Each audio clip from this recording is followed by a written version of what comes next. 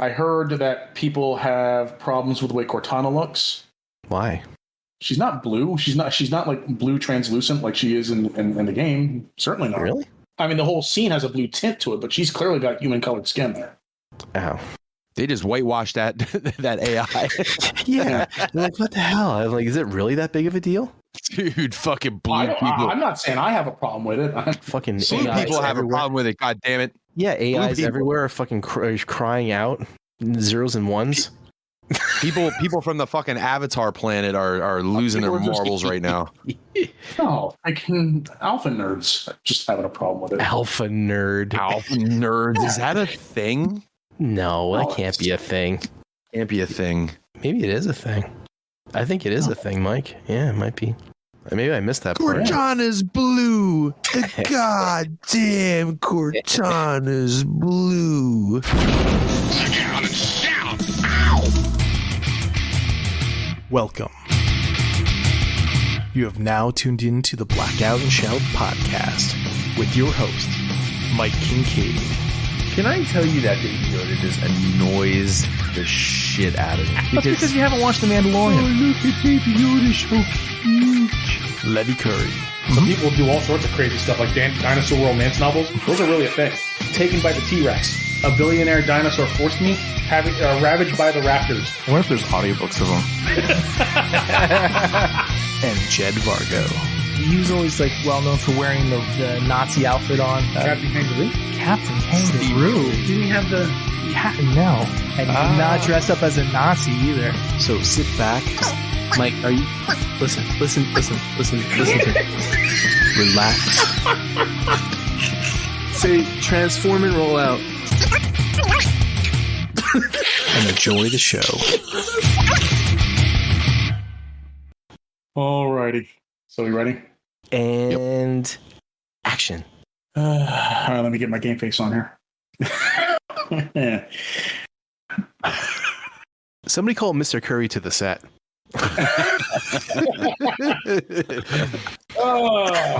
Welcome to the Blackout Shout podcast. This is episode 137. I'm your host this evening, Mr. Levy Curry. Yay, Levy Curry. Levy, you know what's funny about your radio voice is that like you put it on and you sound all sophisticated, and then like half an hour into the show you're trying to fart loud enough for us to hear it. Well, I fart sophisticatedly. Oh, poof, poof. Poof.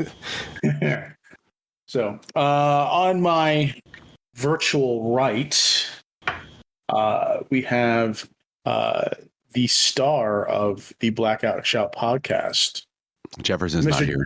Mr. Jed Vargo. Hey, how's everybody doing tonight? How are you doing, Levy? I'm okay. I had off from work today. Oh, well, that must be nice. On purpose? Or did you call up? No, I scheduled ahead of time. I had some things I had to take care of today, but that was one of the reasons why I forgot to do listeners post, because I always do the listeners post, like, usually when I get to work or on my first break or something like that. And so because my routine was broken for the day, I completely slipped my mind. Did you call in a bomb threat? Get out of work today? Hey, Ixnay on the threat day. Okay. So you just took off. You don't know if the feds are listening. Did you? I know the feds aren't listening because nobody's listening. That's not true either. There are people that know. Listen, people who are listening to this show, don't listen to Mike. Continue to listen to. I know he's on this quest to try to get as many listeners to stop listening, but just hang on. He does love you. Everyone listening to this show, give us a show of hands. Only in Texas. Let's see.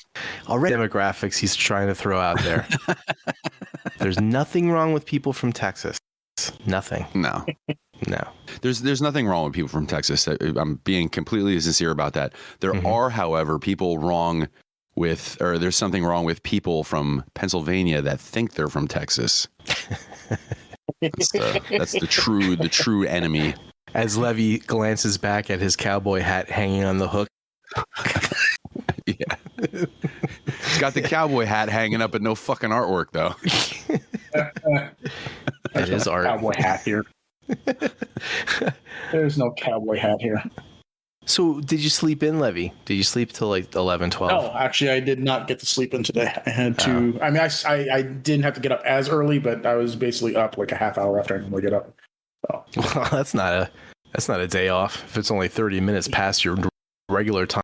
Well, it was a day that I didn't have to go to work. So You know what though? like I said, I didn't take it for recreation. I had stuff. So I'll say this about days off though, and I don't know if this is like a thing that's built in from childhood or whatever, but like, you know, it was always really tough to get up for school. But then if there was a snow day, you were up because you wanted to like have as much of that day off as possible. At least that's how I was when I was a kid.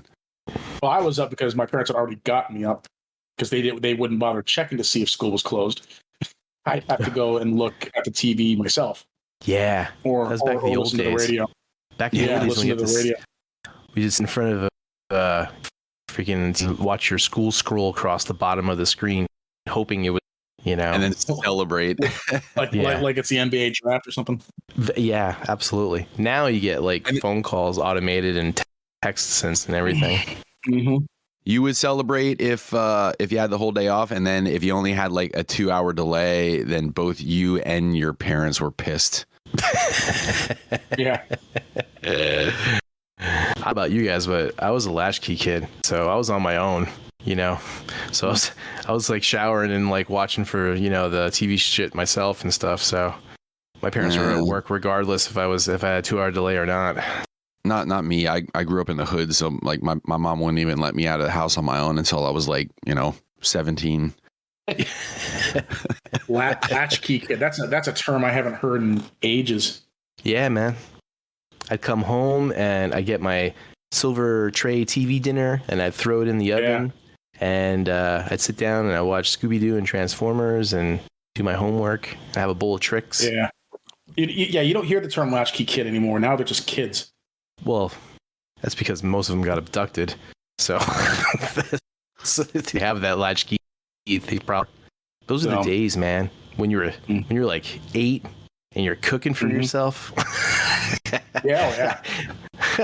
my kids. I can only imagine. I can only imagine if my kids had to fucking cook for themselves. Oh my god, they'd freaking starve to death. Nah, not if you're trying to tell me you have a kid named Ragnar and he doesn't know how to start a fire. No, he does not. He can't even reach the microwave. Wait, your kid's name is Ragnar? Yeah, Levy, it's Ragnar Vargo. Like he sounds like a badass, man. Like if I'm the high school football coach and I hear that there's a kid enrolled named Ragnar Vargo, like I want that kid to sign up. No, it's Ragnar Varg. There's no O at the end anymore. It's just Varg. Ragnar Varg. Yeah. Ragnar Varg. Yeah, because it's the shortened abbreviation of the Netherlands word for Ragnar Wolf. We gotta get that kid, and then he comes walking in, and he's like 4 foot fucking 10, 112 pounds, and just like sniffing like with his fucking switch, you know, saying he didn't bring his clothes for gym today, so he's gonna sit in the bleachers. All right. So on my virtual left, we have superstar Mr. Mike Kinkade. Internet celebrity. Yo. Mike Kinkade, everybody. What up? How are you doing tonight, Mike? I'm doing good, man. I'm doing real good. I had a fairly eventful couple of weeks since the last time I talked to you guys. All pretty decent stuff. So yeah, that's good. Pretty good. Yeah, that's good. Is there anything you want to talk? Is there anything you're at liberty to discuss, or? Well, I gave my wait, what month are we in? We're in February. So I gave my 11-month notice to the band that I'm quitting. 11-month. Yeah, I told him I was going to play it as a year out. Wow, that was courteous of you. And don't then want to, it's a really long. I don't want to leave him high and dry or nothing, Yeah, well, yeah, that's mainly part. Well, I know how long it takes to find somebody, and then And then for a band that's been around for as long as they have, with a song list as extensive as they have. I was gonna say, what's your set list? What's your song number set list that you have to keep in your head all the time? Number, it's probably around 100 or so at this point. Yeah, maybe over 100. Yeah, so well, especially because like it was real fucked up for me because I played that first year and I learned so much shit, and then the pandemic year came around and we probably played 3 times or 4 times that year. So all the stuff that we were learning towards the end of the year was in my brain, and then it was gone because, you know, I knew we weren't going to be playing a whole lot, so I wasn't really practicing that shit a lot. So then I spent last year catching up again on a lot of that stuff. So yeah, it's just a lot, and plus Angel Down's set list because we keep playing these reunion shows. So there's just a lot of songs to remember. And then there's the songs that both bands play. So we play them one way, and then Social Call plays them another. So there's like separating arrangements and all that shit. But it's just, there's a lot to learn. So I just knew they were, you know, it was going to take a while to get somebody incorporated. But actually, I was really pleasantly surprised at how well quitting went. Because I'm going to be honest with you, man. Like I'm a lot better at taking disappointment than I am causing the disappointment. So, you know, we've had people quit bands that I was in before or whatever. Like Chris quit 2 or 3 times. Chris quit Livewire twice and then Angel Down once. And it was like, it sucks to see people go, but you know, you just keep moving on or whatever. But like, I have a really hard time telling people I'm quitting anything, you know, like even with in past relationships, I've just kind of stayed in them too long until, you know, chicks broke up with me, and then it was all right. But I just have a hard time with so I just like pit in my stomach all day leading up to practice. I told them at the end of a practice, and then I finally told them, and they were pretty cool about it. And they actually are trying to figure out a way to just keep me in the band, and basically told them, like, you know, the band is the thing that's making me like have to give it up is this time. You know, I have a lot of other shit that I want to be doing. I have recording with Tony that I want to be doing. I got the AD thing that we do, you know, we're going to do a couple times a year. The conventions, you know, I got a lot of friends and shit I haven't seen in a long time, and I don't have a lot of time to like catch up with them because I'm playing a lot of weekends. And with, you know, me and Vanessa just want to be able to pick up and go some weekends and just do stuff. But I'm always tied down to this commitment. And like when we get busy, we play, you know, 5, 6, 7, 8, 9 times a month sometimes. Yeah. Which is just a lot. And they were pretty understanding about that. And they actually said, you know, we'll see how it is at the end of the year, and maybe they'll just take on more gigs doing their like acoustic act, and maybe cut, you know, Social Call back to just playing, you know, twice a month or so. And if they do that, then maybe I won't quit. Because playing twice a month isn't you know, that's not really that much of a huge commitment anymore. Mm-hmm. So you know, so we'll see how it goes. But I got it out of the bag, and it felt good to get it out of the bag because it was a weight off my shoulders, because it was really bothering me, because I like them guys, you know, and the band they're a talented band. They're not, you know, the set list isn't necessarily in my wheelhouse as far as like what I like to do, but it's okay. And the money's great. And like, Jed, you've been in bands and you know how high maintenance bands can be, like with the practicing on your own and practicing with the band, and then the gigs and everything else that surrounds the shows itself. But this band's been very, very as low maintenance as a band could possibly be. So it was for the money I was making, it was pretty nice. I was gonna say, I did mostly that stuff for like fun and shit. And you're more like in a sense at this point with everything. Yeah, that's I am, well, because that's the difference between Angel Down and Social Call. Like, right. I've never made anywhere even near the amount of money that I made. I make in Social Call when I was playing Angel Down. But Angel Down to me, and this is not a slight to Social Call, but Angel Down to me was a band that I had a lot more fun being in, because we did something that I really love doing. Mm-hmm. And you know, this is definitely more of a, you know, kind of doing it a little bit more for money than for music. Yeah. Sell out. Yeah. I mean, yeah, really, you know, it's doing it for the money and pussy. Yeah. Well, no, I mean, I got a pussy on my own, but it's true. Like, honestly, like if the Mike from 10 years ago would see Mike from today playing in his band and see the set list, he would be like, Jesus, what are you doing? And then he'd see the money at the end of the night and go, you know. So yeah, so that's good. So he said, Joe said, we'll reconvene in the fall and talk about it again and see either about replacing me or doing something to keep the schedule to a manageable, more manageable thing for me in order to keep me in. So one way or another, it's going to work out for the better. So I'm pretty psyched about that. Cool. And then the other stuff isn't really anything worth talking about. Not that I don't want to talk about it. It's just not for the show, but just got a lot of other things done and a couple other irons in the fire, so to speak, as far as stuff going on. So yeah, all good stuff though. So, all right. Well, that's good that you're looking to make more time for yourself. I think you're kind of spreading yourself thin there for a while. I totally am. And you know what? That was why they were so understanding, because when I started telling them that I wasn't going to be, coming back, I said, I'm going to be leaving for the exact reason that I was apprehensive to join his band in the first place. And before I could even say another word, like, Joe or Larry, I can't remember if it was Joe or Larry, but one of them was like, we remember that you were a little worried about it because we know you got a lot of shit going on. And yeah, so I'm definitely looking forward to that, because like I like being involved in a lot of stuff because I like having things to do and I like being busy and I like being productive in a creative way or in other ways, like even if it's just playing ball and just like I just like having shit to look forward to, stuff to do.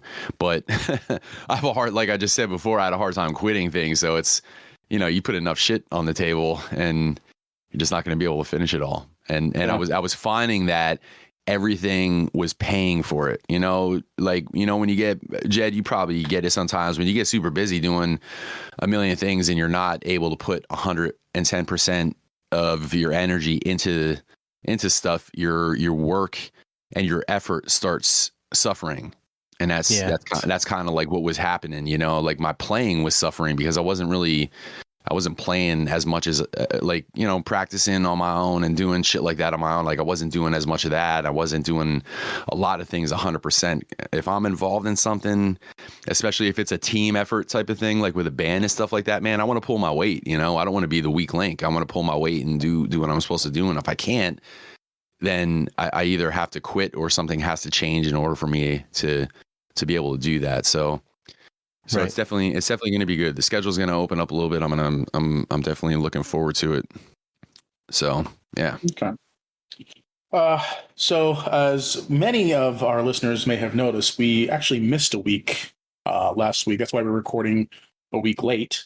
Did we want to just mention why we were a week late, or is that just going to be a thing like, whatever? If you want to, I don't give a shit.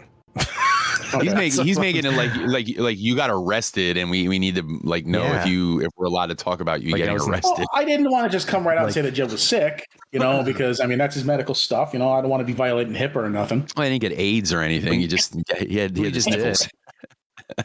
You just violated HIPAA, Levy. Fuck, man. Well, you said it was okay, so it's like, all right. I did not. I'm going to disclose your medical history now. I did not sign a release. I did not sign a release for you to be allowed to do that. Jed tested positive for HIV about 6 years ago. Guess who gave it to me? Levy. Of course. That was the plan all along. I just wasn't the COVID either. It was just the flu. Yeah. And then that's boring shit. 104 fever. Well, I had 104 fever, so that was fun. The 104 fever. You probably should have went to the fucking hospital if you had 104 fever. Yeah, no? I would think so. Yeah, 103.5 is fine. Yeah, a little bit more is okay. He was rounding. He's rounding. Yeah, I just took the sheets. I just made sure I uncovered the sheets while I was laying in bed, and that would drop down like a couple of degrees, was okay. But fevers are good, man. That's what burns out all the illness from you, so you don't have to worry about it. He was shitting himself like a fiend. No, like actually, like a beast. No, I didn't have the shits. No, it wasn't one of those. I wasn't throwing up either. It was just a fever and like a cough and everything, and got the COVID test and it was negative, and the same thing the kids had and my wife had, and they went to the doctors and got tested and they were fine, no COVID or nothing. So everyone's like, "Oh, it's Omicron." I'm like, "It's not Omicron. It wasn't. I'm fine. It's just it's the flu. Not the vid. It's not the vid. Can I just have the flu and be okay?" Everything's COVID now. Do I have to be quarantined, you know? But no, it is true, man. Every time if it's not COVID, you're not sick. Every time somebody even gets a fucking sniffle, it's like, oh my God, I got the COVID. Yeah.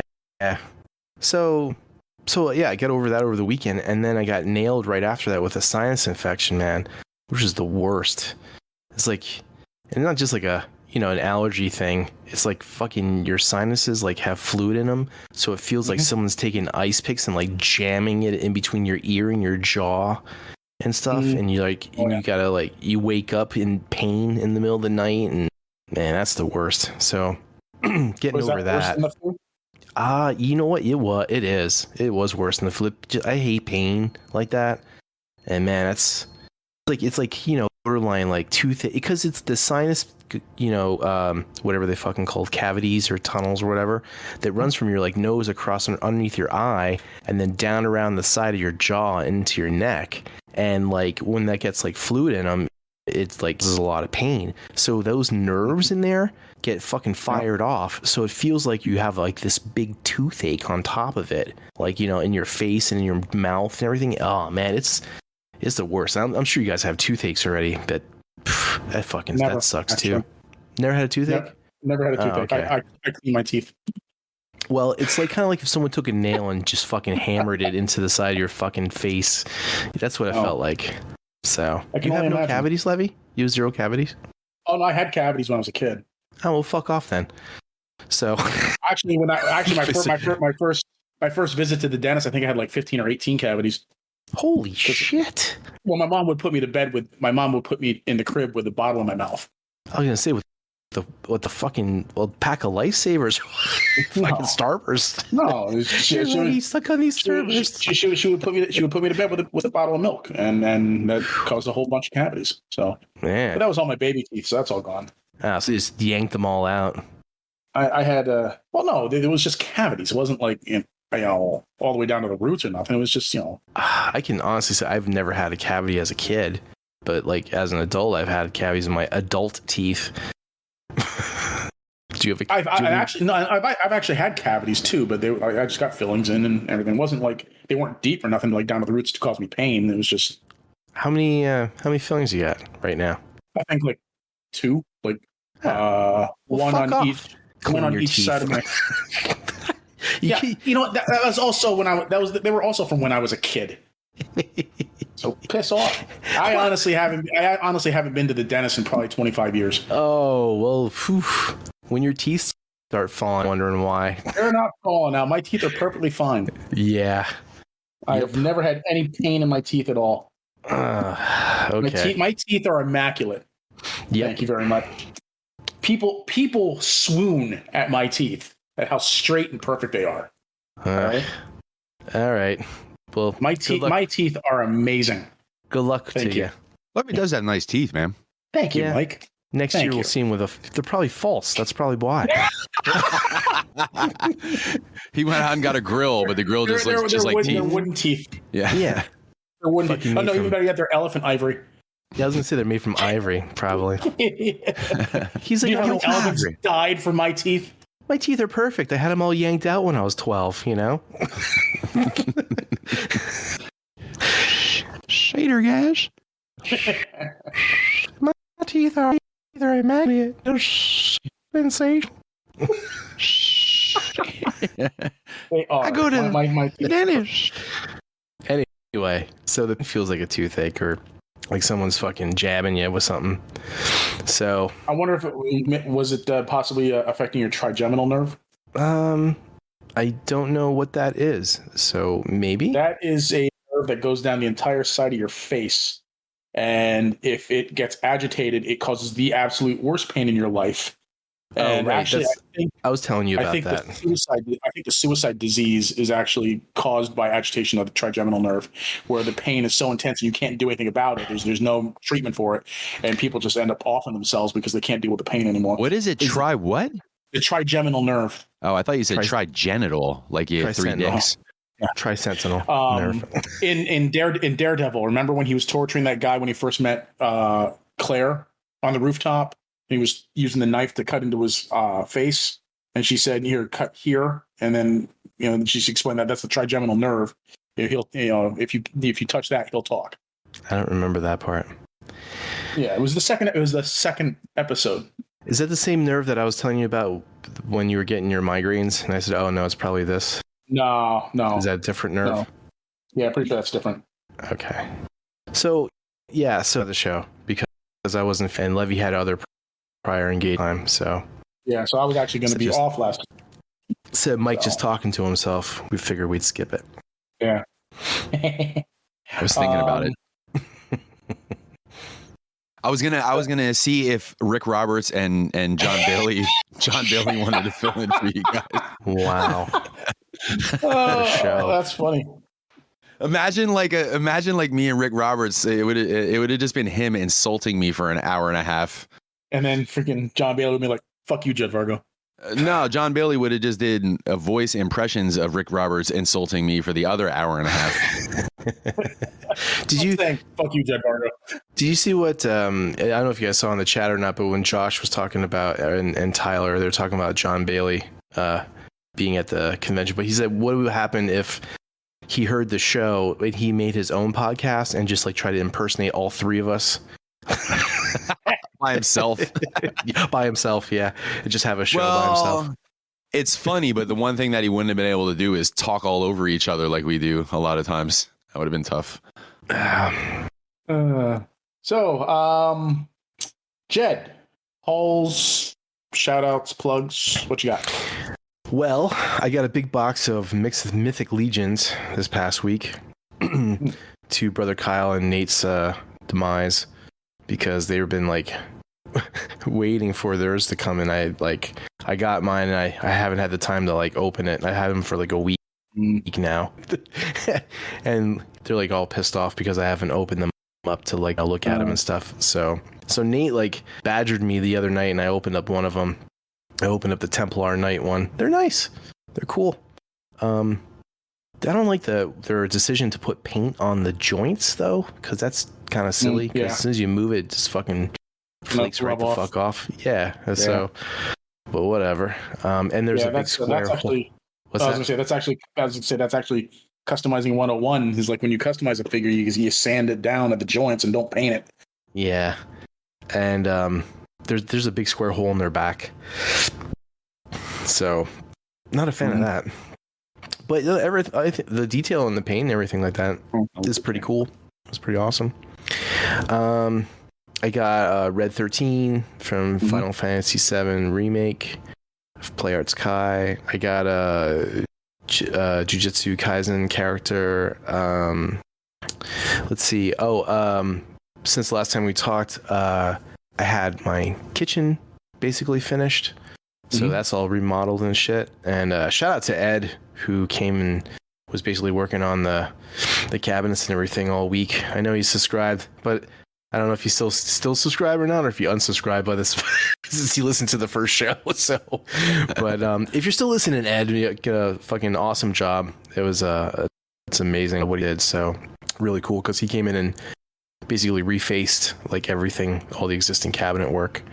But yeah, he did a bang awesome job. And then we had the floor replaced, so it's really cool. It's nice having like a quote unquote like rich person's looking kit, even though it's fucking cheap and makes it look nice. But it's cool. I picked the countertop. I like the countertop marble thing going through it. So got that. Shout out to Casey Kohler. He's going to be at TFCon in LA coming up. Is that March? I think. in LA. Yep. So he'll be there. He was taking commissions and stuff, as well as our mascot of the show, John Bailey. He will also be there at TFCon LA. Man, I saw that go up, and I'm like, man. And then, who did you say on Instagram? Somebody commented why, and then deleted it. Yeah, Tyler hit me up right away. Right, Tyler Fritcher, and he's like, yeah, he's like Blackout Shout. He's like, and he was like all smiles and stuff like that. And then the comment right underneath it said, why? Tyler is an instigator. Like, he's definitely, like back in school, you had that one kid that he didn't really want to fight anybody, but he liked when other people fought. So you just kind of like instigate. That's Tyler. Yeah. Other Tyler. What are we calling him on this show? Other Tyler? Tyler number 2. Tyler number 2. Okay. Yeah. Tyler. So, but yeah, it was funny because like there was like a lot of comments were just like, okay. And there was one comment, I was like, they're like, yay, John Bailey. And John Bailey responded like, yeah, I'm so happy to be here. Thanks for inviting me to the thing. And then like someone was right underneath it, like, I was really happy to learn that they decided not to yell in the Bumblebee movie for the Optimus Prime voice. Was that on there? Yeah, it was on there. It's at the very bottom. Because it sounds like, oh, I'm happy to learn that John will be at the... No, I was happy to learn that he was not doing the voice of Optimus Prime.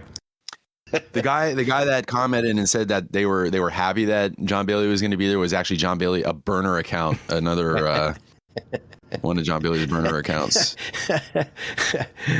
It's probably his wife. Get him out of the house. Yeah, that was right. Wait, he's married? Mm-hmm. He has kids too, I think. Oh, no shit. But props to John Bailey though. Good for him. I saw he lost probably like I think 100 or 200 pounds. So props to John for being healthy. Shout out to cast and crew of Cybertron Falls. The War Within Part 1 was dropped this past week. And I think we're up to 100,000 views now. It's been mostly positive reviews, comments and stuff like that. A couple people with a couple of dumbass comments, but, and a couple with like some serious like constructive criticism. But for the most part, 95% of everything that people have been mentioned about it's been pretty positive. So one of the dumbass comments is Tyler asking why John Bailey is not part of the voiceover cast. No, the guy that they got to do the voice for a Prime, I so hope I don't screw up his name. I think it's David Podney. He's really, really good. Really good. He hits that Peter Cullen mark really good. You guys probably haven't watched it yet, so if you guys get a chance, it's actually pretty well done. Yeah. Well, I did watch the other ones. I didn't watch this one yet, though. Yeah, I mean, like it's like a lot of improvements all the way around. Music, sound effects, voice acting, animation, all that stuff. And now a message from our sponsor, Hidden Toys, imagination on display. For all your fantasy, sci-fi, and robot superhero art, come visit hiddentoys.net to see art from people like Brother Kyle, Jed Vargo, Candace Santora, Nico Tronis, G1scape, and our very own internet celebrity Mike Kinkade. Hiddentoys.net. When you put that message in the chat about doing the like making little intro videos, I don't know what mine's gonna be like, but I was gonna lead off with, hi, I'm Mike Kinkade, creator of the Truck Norris t-shirt. And then whatever happens after that really doesn't matter. Hi, I'm Jed Vargo. Not only am I a hidden, but I am also the owner.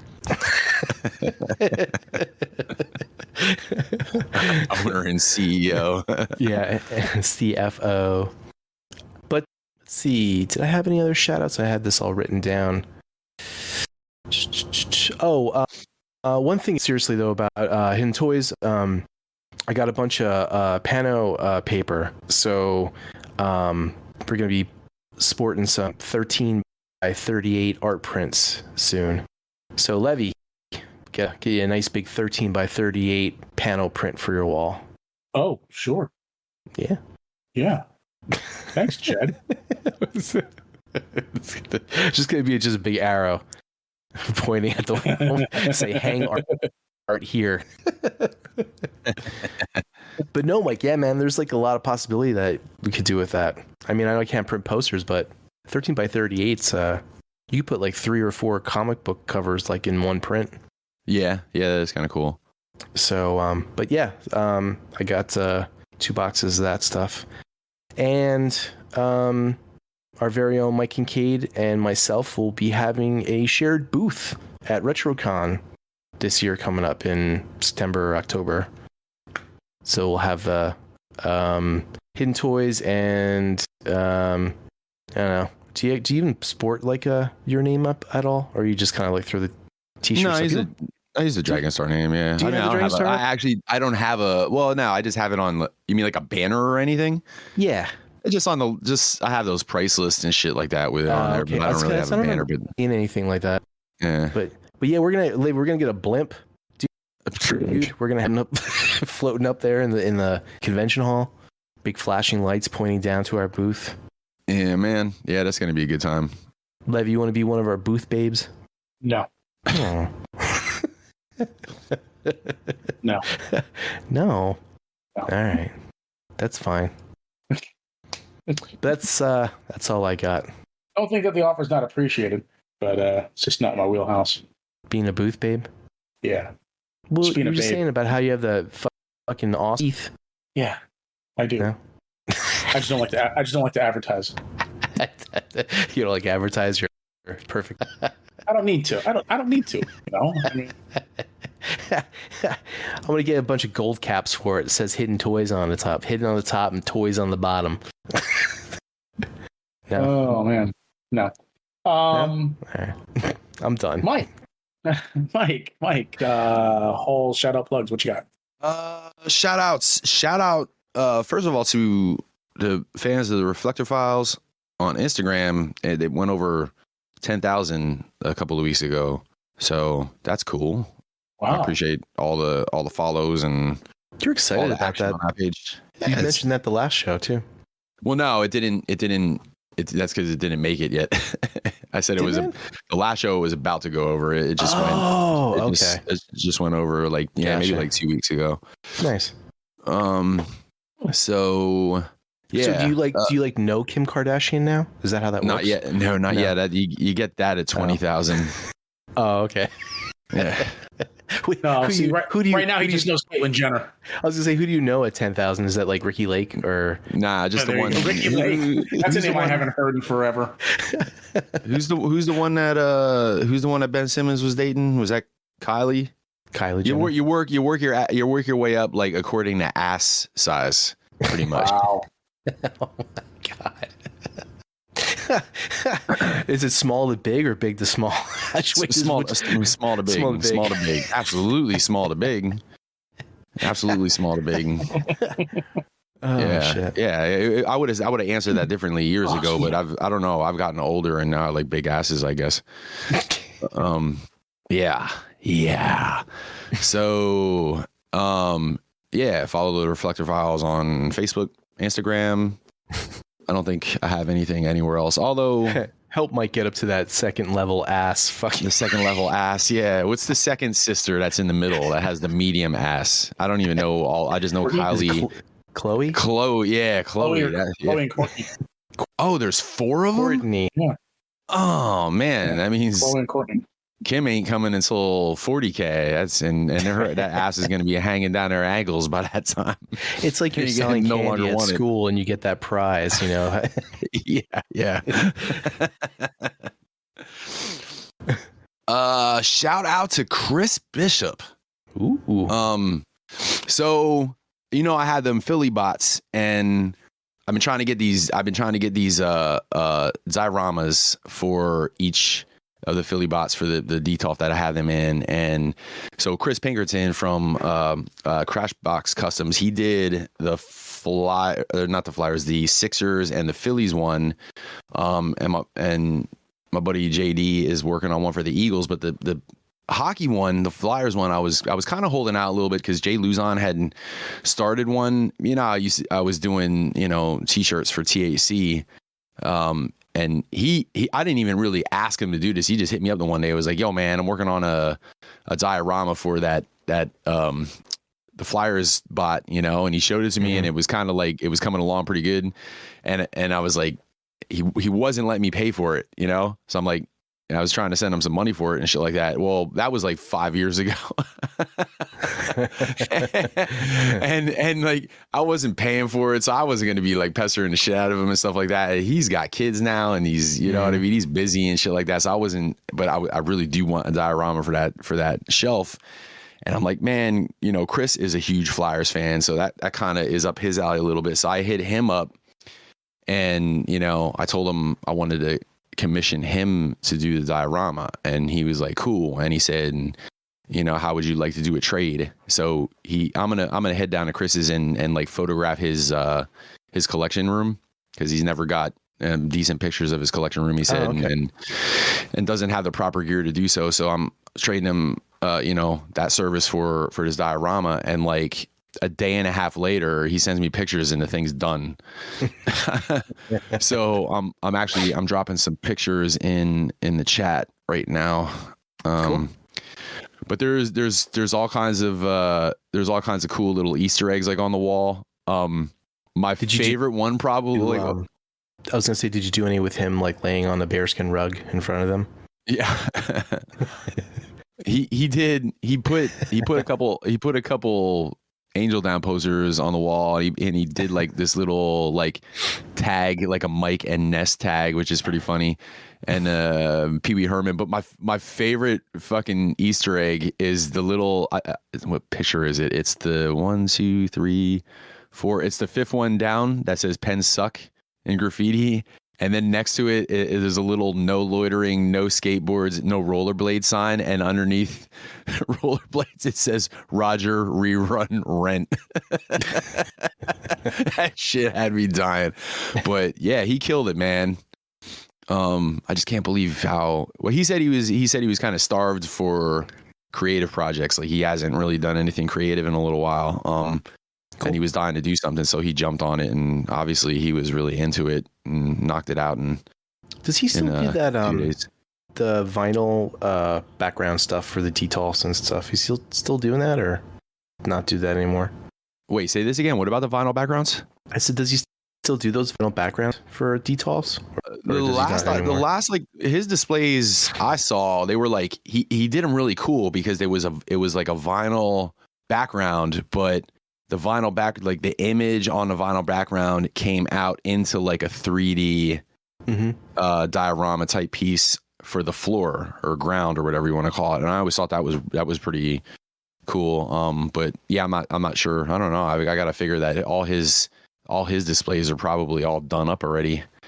So I'm not. Yeah, I don't know, because he said he wasn't really doing commissions there for a while, but now that he's not, I guess he's probably done. That's probably why I jumped on this one so quick. But yeah, he did a killer job. And what's his page? A limited number of wives customs. Limited number of wives customs. So go check that out. He's got a lot of his other, because he does other stuff. He does action figure customs as well, and other stuff on there. So yeah. And shout out to Slade Wilson from yeah, Slade Wilson. Yeah. No, I was just gonna say his last name, but I'm not sure how to pronounce it. It's spelled like German, but there's an extra I in there somewhere and an extra E in there, so it's like Germain. I don't know. I'm not sure how to say his last name, but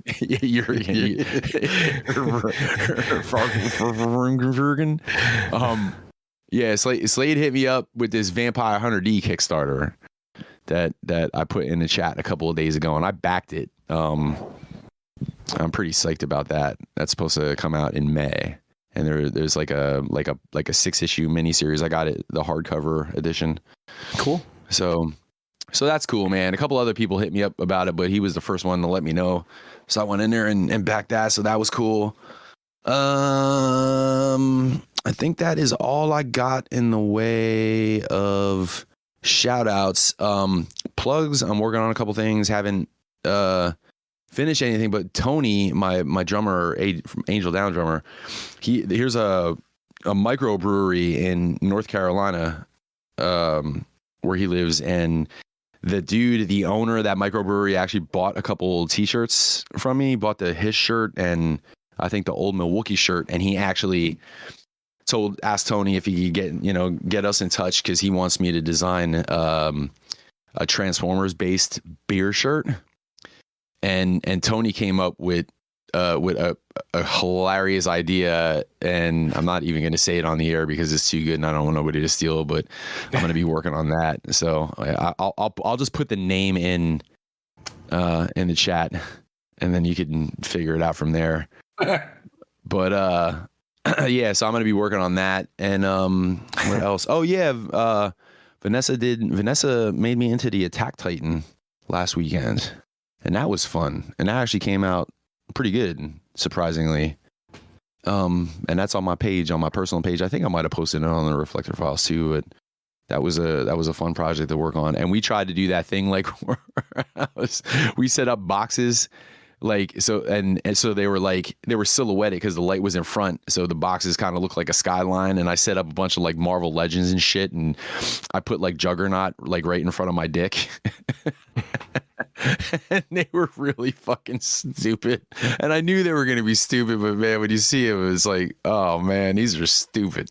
But the one picture that we did for Sirius looked pretty good, and I'm actually impressed that nobody made fun of my physique, because I mean, I'm built all right for my age, but the Attack Titan is I was jacked. going to, and I was gonna, and then I kind of I just stopped, and I'm like, nah, I'm like. Yeah, because I'm if you were now, yeah, well, no, because you're older, because I got titties. That's why I didn't say nothing. Because if you said something, I was gonna be like, come back at you. Be like Attack on Titan or something like fucking, I was like, look at that brown nipple. That's all I focused on, Well, you know what? I fucked up there because I after I went back and looked, I'm like, oh man, these motherfuckers don't have junk or nipples, man. Mm-hmm. So yep, yeah, I was like, so that's all I focused on. Is I like fucked up there. I'm like, look, I'm like. Look at that dark ass nipple. Yeah. I was like, his makeup's nice. I said, oh, look at that nipple just looking right at me. She killed it though. She's really good with like contouring and shit like that. Like, man, I don't know. She made me look extra creepy. I was also kind of disappointed that you didn't do the green glow in your eye. Like he I did. has. I did green eyes. Oh, no, I meant like, not green eyes, but like, glow. Oh, like where he's powering up. Yeah. You powered up your nipple, but you didn't power up the eye. No, the nipple was all natural. No makeup. My friend Steph. Oh, Steph Levy from my high school.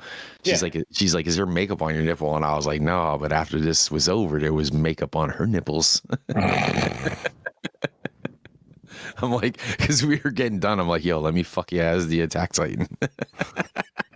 Did you make the sound? Did you go? Nah, she shut it down. She's like, Titans don't have junk. Get the fuck out of here. Oh yeah, that's true. Oh man, that's all on the way of plugs. Oh, and hauls. Yeah, so I got for hauls, I got Fans Hobby Hosehead.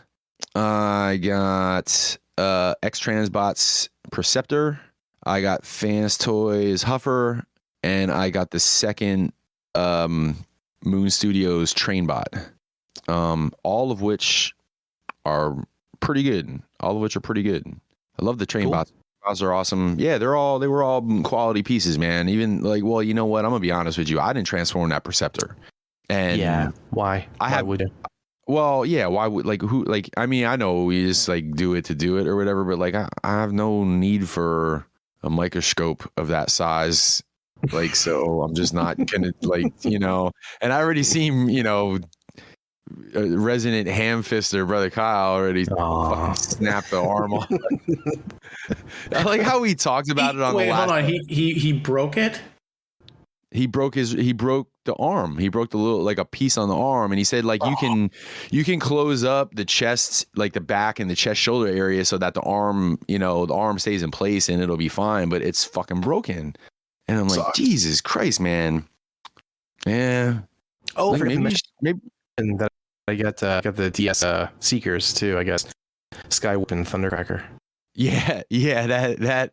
So Doors put that thing with the wings in the chat. Were you around for that conversation? Yeah, that shit had me dying. He said that shit about his dad. Yeah. He was yelling. He was bitching that the dude sold him 2 left doors and shit.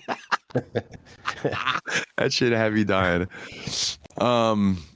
Oh yeah. So, and this is another piece of the haul, but it's also a shout out as well. My two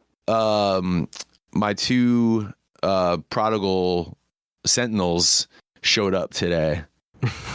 FedEx, they didn't even ask anybody. I told Vanessa that I got the notification, the shipping notification. I went and checked and it said they were out for delivery already. I'm like, holy shit, man. So I hit Vanessa up because she's working at home right now.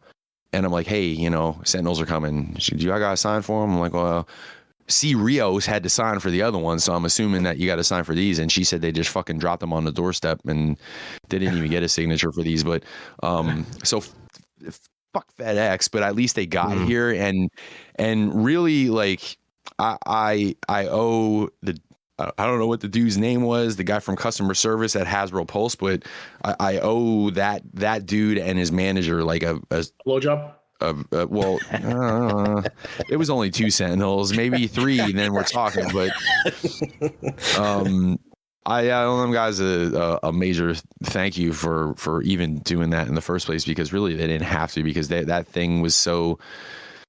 The time period had come and gone where there could have been any kind of investigation, and they really didn't have to do shit. So it was pretty awesome of them to send out. Fuck, what are we gonna do all these extra sentinels? I'm like, I don't know. Oh, here's the guy that didn't get them. Give 2 of those to him. Yeah, I probably just got my 2. They probably fabricated the whole story. They just sent there was 2 left, and it's like, yeah, well, okay, the jig's up. We got to send him his shit. But yeah, that was awesome. So props to Hasbro Pulse, man. I like saying positive things because everybody just bitches about everything all the time, but they really did a nice job there. Awesome. Yeah, but you're also bitching about FedEx though. Well, FedEx does fucking suck, dude. They really do, man. They do. They're probably the glue eaters out of all the shipping companies for sure. Yep. Yeah, because I mean the post office, they suck a little bit.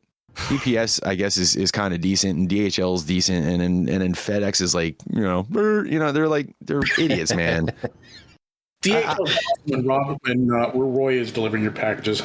Yeah. So, DHL, I like see a shipping notification come from fucking Japan, and like a day and a half it's here, and I'm like, yeah, it goes across the fucking world, and it gets to me fucking in a perfect, beautiful, nice, undirty box with a smile on the fucking deliverer's face. Like, here you go, Mr. Vargo. Thank you, sir. And like, fucking, yeah. No. And nary a footprint to be seen. FedEx doesn't come if it's raining, or they fucking, it's a little bit too late in the day. And then when they do come, the boxes are super dirty and they're fucking just thrown on the fucking side of the house. I'm like, you ever see that GIF? You ever see the GIF where they go through all the delivery methods and like FedEx just like rips the fucking screen door off the hinges and shit? It's on like sweeps your area as they leave. Yeah, right. That shit. And you know what? Now that we've had enough experience with shipping companies, we understand that that's absolutely true. All of them. DHL would be like the people that put up in the doorbell and put like a little fucking mint on the top for you. Yeah, right. And honestly, I was supposed to actually get another. I got the post office. I don't know what the fuck they do either. I got a shipping notification from Chosen Prime that my Fans Toys Preceptor and what the fuck else am I getting? And the first aid, the Oculomax first aid. How many microdopes do you need? Well, see, here's the thing. See, I got the 2 of them, and I'm thinking, I'll compare them, and then I'll just get rid of the one that I don't want. But then I heard rumors that X Transbots was going to do the Magnificus repaint for Perceptor. So I'm probably most likely going to keep the Fans Toys one, sell X Transbots, and then I'll get the repaint Perceptor. So, but yeah, so I got that shipping notification, and it said, yeah, it's supposed to be estimated delivery day Friday, February 4th, which is today. And I've been clicking on it for like the last 3 days, and the latest thing in the like the travel history or whatever, tracking history, it says your package is on its way to the next location. So that motherfucker is going to be taking the scenic route, the scenic tour of like the tri-state area before it gets here. So maybe by the next podcast I'll actually have it. Shipping label created. You have it. Yeah. And it's on, but it's on its way. You know what that is? That's like, everybody got that friend where like they're always late for everything, and then they're like, the party starts at 10, and it's like 5 or 10, and they're in the shower, but they're telling you like they're on the road already, and it's like a half-hour drive and shit. Yeah, we're right around the corner.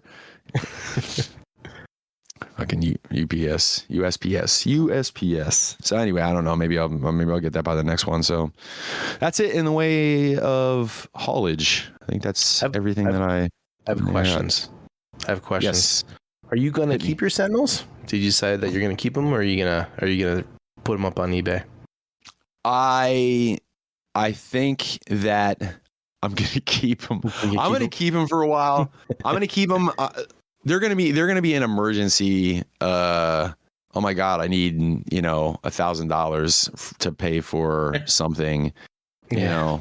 Right. Car. New train. I need a new transmission or some. You know what I mean? Like I'll keep them, and if that ever comes down to it, I'll do that. But I think the thing that is making me want to keep them is because I got 3 Galactuses. Galacti. Did we go through this already? What multiple Galactuses are? Mm-hmm. I got 3 of those, and there's no need to troop build a Galactus, obviously, so I'll have 2 of those to sell when they come out. So maybe I'll keep the Sentinels. I don't know. How's the paint on the X-Transbots Perceptor? Is it nice? Yeah, it's pretty nice. I mean, it's I heard a couple people like complaining about like the red, but I don't know. It looks good to me. It's well painted. That's one area where they definitely don't slouch. I mean, besides sculpt, obviously, but they've been painting the shit out of the more recent stuff. And I'll tell you what, the little minis. If I sell him, I'm keeping the minis, and I'll probably keep the beakers and shit too. Because those are just like X-Transbots always kills it in accessories. But like they were cool to include to begin with.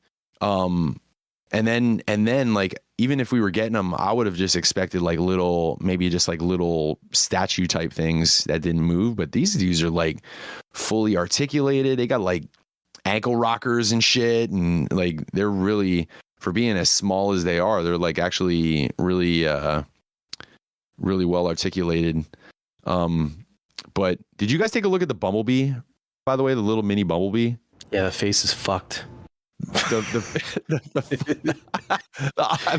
putting in the chat. The eyeballs are so. Oh my God! It looks like somebody glued googly eyes to him. Yeah, well, it's like people were shitting on it, and it's like, you know what? When you see how small they are, like I'm imagining somebody like trying to paint those or like tampo them or whatever the hell that they did, and it would have been it's a tall order, so to speak, But yeah, when you zoom in on him, it's like, oh man, he looks. That looks rough. Like if I was, it looks like he works at FedEx. That looks like, you know what that looks like? It looks like he works at FedEx. It looks like a screenshot from Robot Chicken. Oh yeah, you're right. It totally does. Yeah. He just seen somebody naked. That Bumblebee's seen some shit. Like if I was running the Autobots and I needed to pick somebody to go on a mission, and like he came walking up and I took one look at him, I'd have been like, maybe we'll send Spike instead on a bicycle. Me and Brother Kyle have been running through the Transformers universe, coming up with names for like Transformer cinematic Duberverse, and I'm just gonna throw one at you real quick because it's really funny. We came up with Spark Nug Hit wiki. Hit wiki. Spark Nug hit wiki. That's all I got. That's all I got for this podcast, boys. That's it. Enough's enough. You're out. Enough's enough. My halls are out. Oh, great show, guys. I'll see you next week. Yeah. Yep. So, how about you, Levy? Well, I got no shout outs, no plugs as usual. I did get the amazing Yamaguchi Arkham Knight. Oh. And he's a pretty fantastic figure. So cool. Not perfect, but still it's pretty good. You know, not to interrupt you again, Levy. Not to interrupt, but I just remember something. I also got that one scale Ash from Evil Dead 2, which is really awesome. That looks really good. That looks really good. Ash from Evil Dead 2. I got a 1/6 scale from Asmus Toys. It is fantastic. It's the head sculpt and the face and everything is really good. I posted a couple pictures, but I used my phone fucking camera and it's garbage. So, but it looks really good. And I was really impressed that the Necronomicon that comes with it, all the pages are filled in. So it's like the full book, and you open it up and it's like this little mini fucking Necronomicon. Oh, that's cool. Yeah, man. So is it really written in blood? It is, yes. Oh. But like even the shotgun like breaks open, and it's like the chainsaw, if you pull the starter, it rattles and shit. A lot of little neat little things like that. Asmus Toys. They do done a few Lourdes first. Bought it because the face sculpt on it was and it's really good. I'm very happy with it. What scale is it? 1/6. Oh, okay. Yeah, it's pretty awesome. Is there any and maybe I just haven't seen him and shit like that, but all these years of Evil Dead and Army of Darkness, Ash is the only one that ever got an action figure, correct? Didn't Farland do like some of those skeletons and stuff, like an evil Ash with that from Army of Darkness? Yeah, that's what I was getting at, man. They do like the evil Ash and the main girl, and like the dude with the Bruce Dickinson mullet, and like, you know, I don't know, a couple of the main Deadites, like the broad, you know, the when they were feeding them grapes and shit like that, and that broad, the witch or whatever, like a couple of the main, I don't know. I feel like some of this, I don't know. I wouldn't like a shelf of that stuff. That'd be kind of cool. Maybe a long time ago, I think they might have done some figures that were kind of crappy. Yeah. The only thing that I remember seeing lately was NECA doing like the older Ash character, and that was it. Older as in like from the show. 80s older, or from the TV? Okay, like TV older show. Age-wise, yeah. But I haven't. I thought I saw like, you know, maybe like some skeletons and stuff like that the one time, but I don't think they did the check or anything like that. But maybe I'm wrong. I don't know. But yeah, that would be cool. I get those. Go ahead, Levy. Sorry. So Arkham Knight. Sure. Is that what you got? Yeah. The amazing Yamaguchi Arkham Knight. He comes with a bunch of extra parts to make his 3 different versions that were in the game. That's cool. So you can get. He has his blue armor, his red armor, and then he also comes with his red hood chest plate and head. So that's cool. Yeah. Unfortunately, because of DC's new policies regarding guns with their figures, he doesn't come with any guns. So Batman, even though they're a core part of his character. Not even like a Gatling, or not a Gatling. What's it called? The rip gun or whatever. No, he doesn't come with a grapple gun or nothing. No. Like the Arkham Knight, like, you know, he had, you know, he used rifles and pistols and all sorts of stuff in the game, and he doesn't come with any of that stuff. And when he revealed himself to be Red Hood, you know, he had his double pistols and stuff, and he didn't come with those either. And all of their figures that Amazing Yamaguchi is releasing don't come with guns. The Mafex Joker was supposed to come with a pistol, I think, that had the bang flag, or it might have been the Amazing Yamaguchi Joker. I'm not sure which one, but it didn't come with that. They canceled that accessory. So yeah, so none of their figures are releasing with guns anymore. So I'm just gonna have to dig through my accessories and see if I can find some guns that can go with this guy. You have a Punisher armory, so. Yeah, but I don't want to, like, I don't know if I want to, like, take guns away from the Punisher to use on this guy. He's got more than guns. He doesn't need it anymore. He's spare a couple. But yeah, he's pretty cool. I like him. And I think that's it. Did I don't know if I had mentioned it in the last show or not, but I had bought a Rubik's Cube. Did I mention that on the show? Because I know I mentioned it to you during one of our D&D games, Jed, but I don't remember if I mentioned it on the last podcast. I'm kind of confused. Maybe you didn't mention it on the show, but I know you mentioned it. But I remember you mentioning it. I just don't remember where. Put it in the chat, and we all thought it was a trick question. We're like, yeah, what is that? Oh, that's right. Yeah.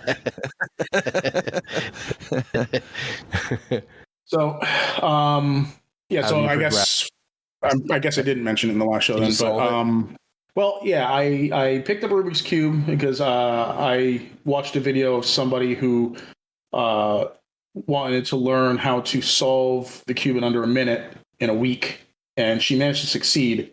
And so I figured, let me try it. So I bought a cube, and I was learning how to solve it, and I got to solve the first two layers, which was fairly easy. But every time I would try and follow the algorithms to solve the last layer, something would screw up, and I couldn't figure out what I was doing wrong. There were a couple times I managed to solve it, but I wasn't doing it consistently. But then eventually I figured out what I was doing wrong, and now I can solve the cube from any scramble. So really, it's not fast. I need to. It still takes me like maybe like a couple minutes. That's still pretty good. A couple minutes. Maybe not even. Maybe like 2 minutes. I think I got it up to like 2 minutes. It'd be funny if it was like Hellraiser and like Levy solved the Rubik's Cube and like 9 more cats came out of it.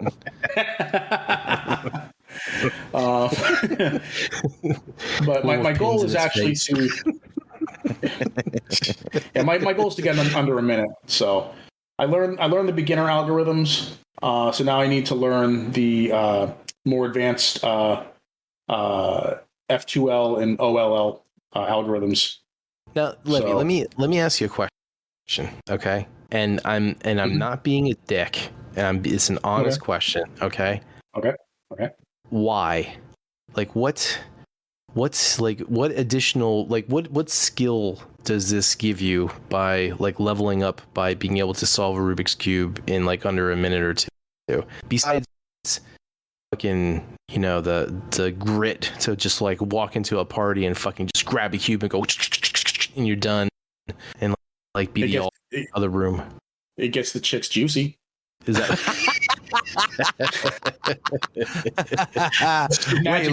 magic fingers, dude? I'm gonna check the list of things that make chicks Finger juicy, tricks. and I'm pretty sure it has nowhere on it. It gets the chicks juicy. All you have to do is mention the word Rubik to girls, and they're like, oh. But no, I don't know. It was just something I saw and it interested me. I'm like, yeah, let me try it. This particular cube cost me $35, and I was like, all right, I'll try it.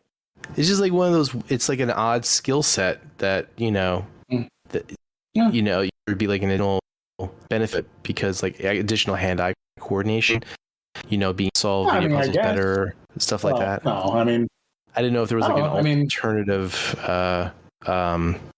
reason for doing besides just solving the cube. No, I just decided I wanted to learn how to solve the cube. I've always wanted to learn how. But I just never sat down and did it. So okay, now I can solve the Rubik's Cube from any configuration. Put that on your resume, man. Yeah, I'll put it on my Tinder profile. It's swipe right. Yeah, but this the cube I bought is a made by a company called GAN. They make like some of the best speed cubes. So It's got magnets in it, and it is able to turn a lot better and faster than a Rubik's Cube. Like actual Rubik's Cubes are actually considered the worst cubes to try and speed cube with. It just because blows my mind that there's like specialist like Rubik's Cubes that they sell for people. It blows my mind that speed cube is a verb. Well, and anything that can be timed is going to have competition behind it, pretty much. So really, yeah, oh yeah, absolutely. Yeah. Levy, I could fuck in 7 seconds. Huh? I could fuck in 7 seconds. Right.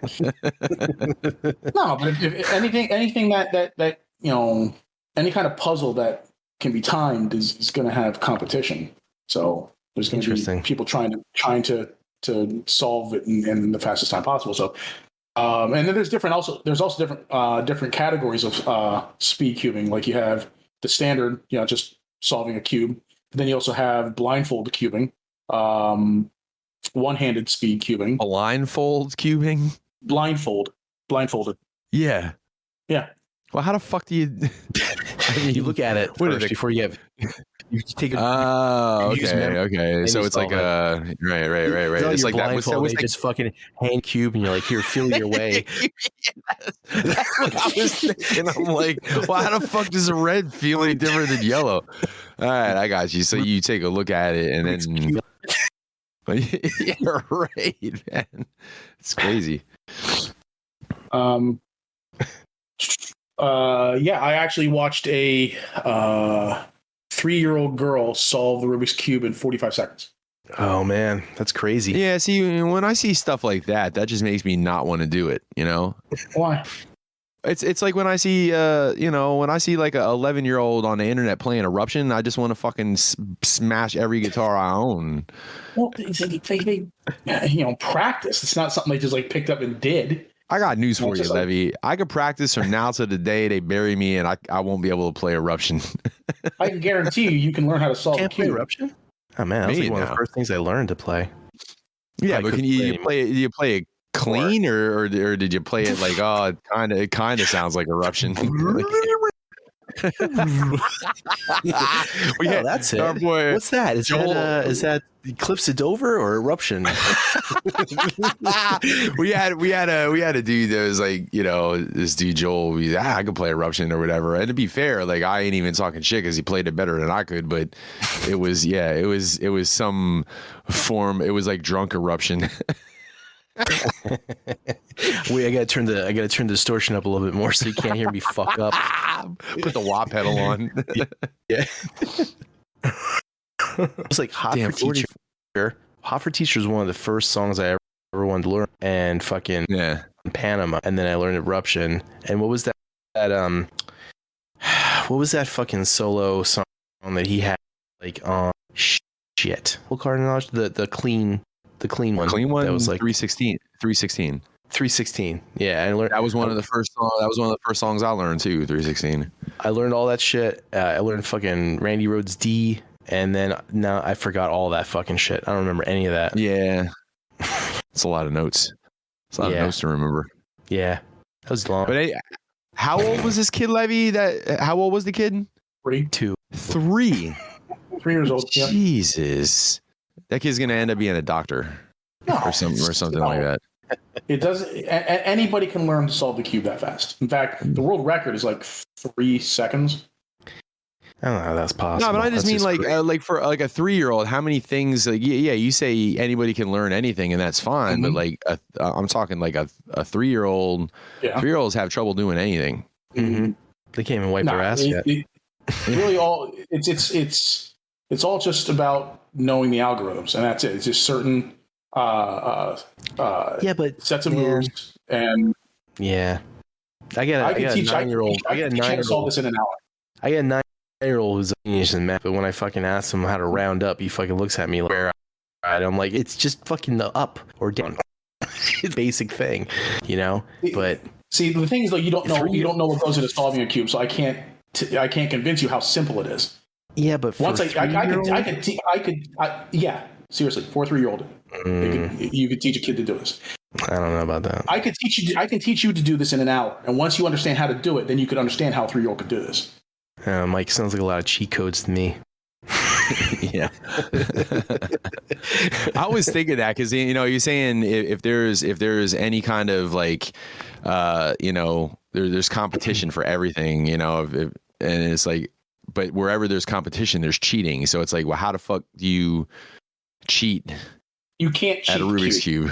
You can't cheat the cube. You say that, but no, cheating with the cube involves actually turning the pieces, and you can't do that without being seen. If I was a ninja, I'd be able to do it. You just swap one cube out for the other. Kick the other cube like under the table. Done. I would have an accomplice. I would have an accomplice on the other side of the room do something really loud and obnoxious. And everybody would turn their head, and I would stuff the first cube in my pocket and take out a completely solved cube out of my second pocket. And it would be like, God damn, man, how did you do it? No, you can't actually cheat at this thing, because actually solving it's easier than cheating at it. Yeah, so cheating's the challenge. They should have Rubik's Cube cheating competitions. So cool. Yeah, it's a little hobby of mine, I guess now. Awesome. Yeah, I need to learn how to more efficiently solve the first 2 layers and then orient the last layer. So because the way I'm solving it now, I'm just solving it 1 layer at a time.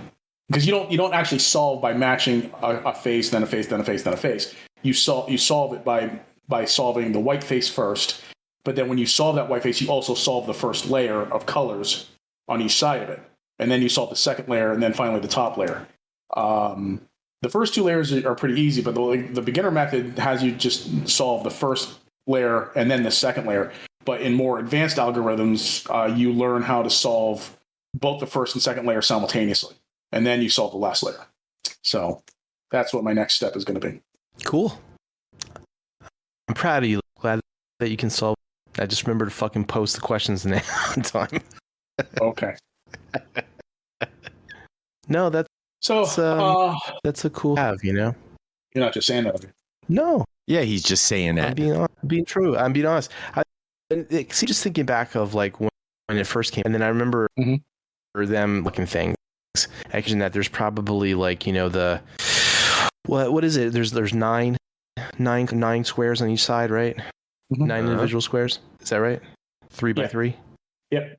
Because I remember they started making like 5 by 5 cubes, and then they made round cubes, and then they had the link chains, and then they had funky and stuff. Yeah, 2 by 2s, 3 by 3s, 4 by 4s, 5 by 5s. They have what was it?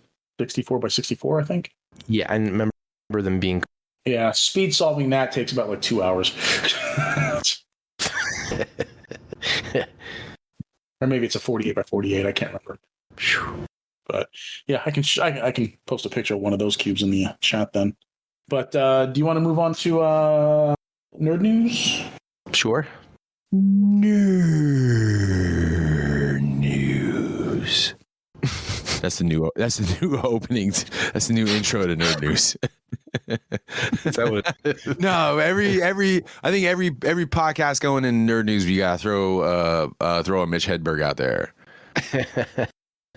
So this is a good one. I've been watching some Mitch Hedberg shit on YouTube, Jed, and this is it's like I went to a restaurant and they called out for Dufresne party of 2, but the Dufresnes were not there. They did not look for the Dufresnes. They just went on to the next family. Smith, party of 3. Those heartless bastards had those heartless bastards does not care about the Dufresne family. Something horrible might have happened to the family of Dufresnes. Man, I wish he wasn't dead, man. What a fucking great comedian. Yeah.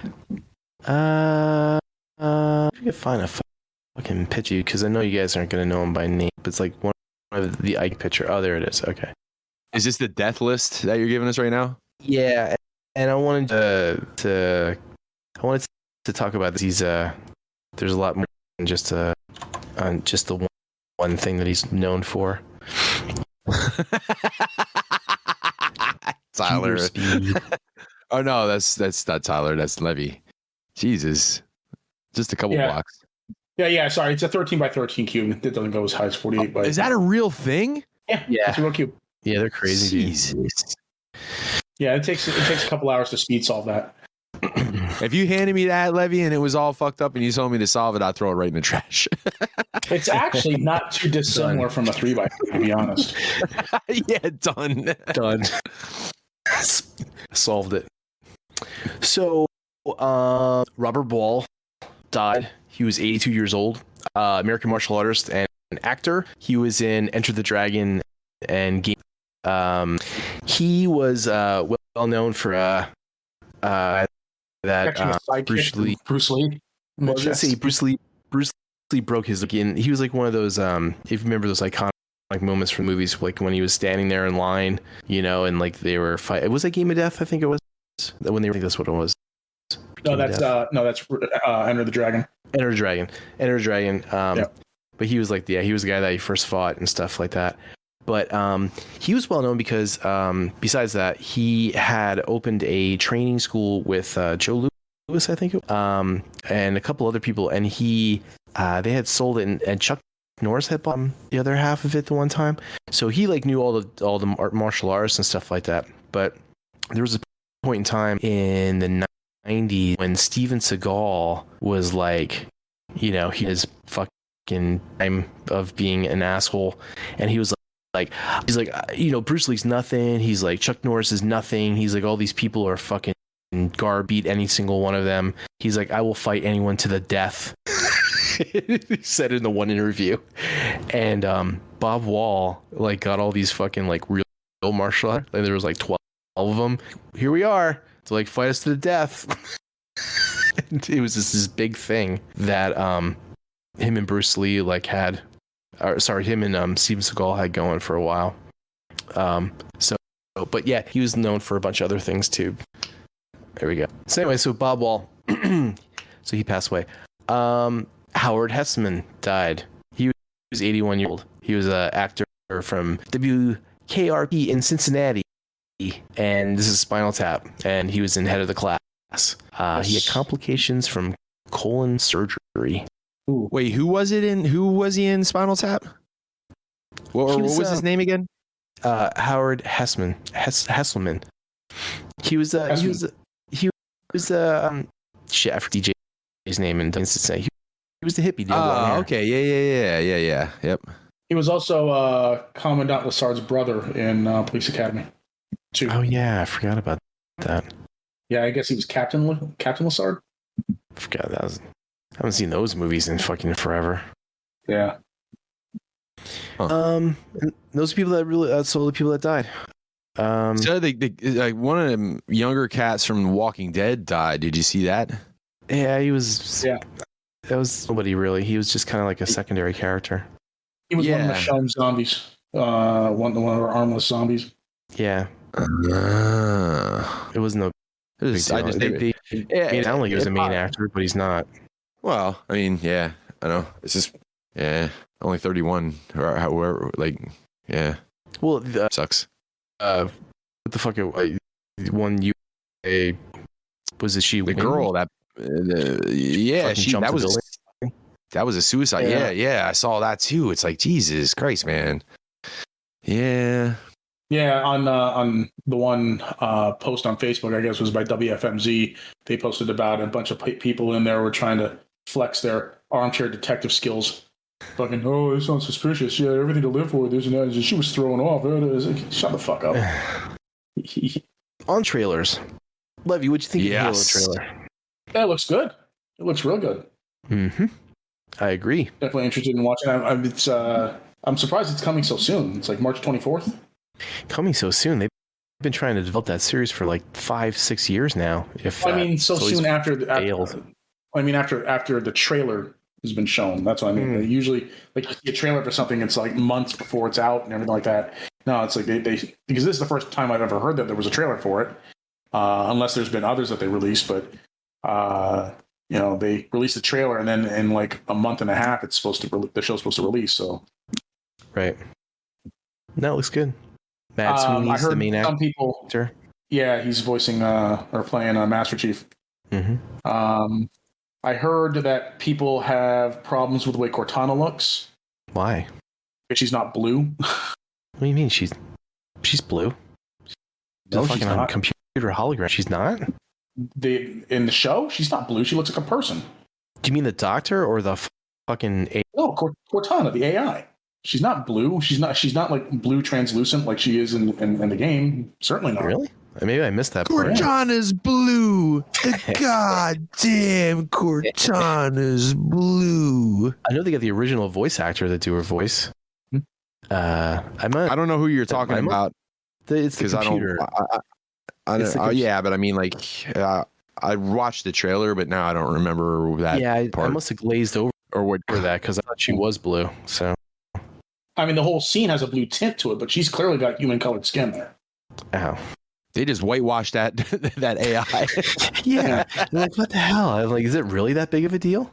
Dude, fucking blue people. I'm not saying I have a problem with it. Fucking blue people have a problem with it. God damn it. Yeah, AIs everywhere are fucking crying out. Zeros and ones. People from the fucking Avatar planet are losing their marbles right now. No, alpha nerds are just having a problem with it. Alpha nerds. Yeah. Is that a thing? No, that can't be a thing. Can't be a thing. Maybe it is a thing. I think it is a thing, Mike. Yeah, it might be. It's a derogatory term for people who fucking get pissed off because like one particular detail was changed in the thing that they love. Shut up. Okay. Alpha nerd. There was like there was a new show that came out this morning, last night, dropped today. It was it's called Reacher, off of the Jack Reacher books, right? And the guy from Titans, forget the actor name, but he played Hawk. He's like this really big dude. Is playing Jack Reacher, and most people who haven't read the books only know of her from Tom Cruise, who's like fucking 5'7", 150 pounds type of thing. So in the book, he's like this fucking 6'7" dude with like fucking like inner plates, and his neck's like a tree trunk, and he's intimidating. So a lot of people were kind of thrown back at the whole thing because they were like, that's not Tom. Everyone accurate to the books in the way he should have been. So so all the alpha nerds are out there as well. If you would have read the books, you would know these things if you do any reading. Yes, the alpha book nerds. So what do you think of Halo, Mike? Are you interested at all? Or I know you're not a big video game guy.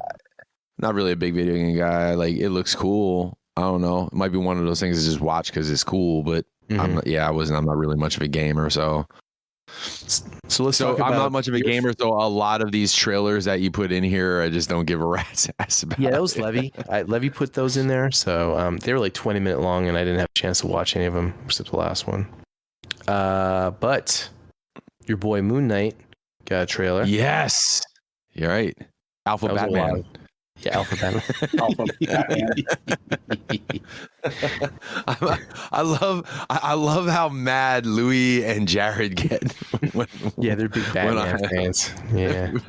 Did you see the one meme about the number one crime fighting billionaire orphan superhero is Tony Stark, but the runner-up will be in theaters on March 3rd. I mean, truthfully, I love Batman, but it's just, it's just funny. But I love Moon Knight more. Why? What's he ever done? What's that? What's he ever done? Moon Knight's just very interesting. No one's ever heard of him before. I've heard of him, Levy. No one but Marvel alpha nerds have ever heard of him. Marvel alpha nerds. I guess I'm a Marvel nerd now. Yes, you are. Levy, Marvel alpha nerd. MAN.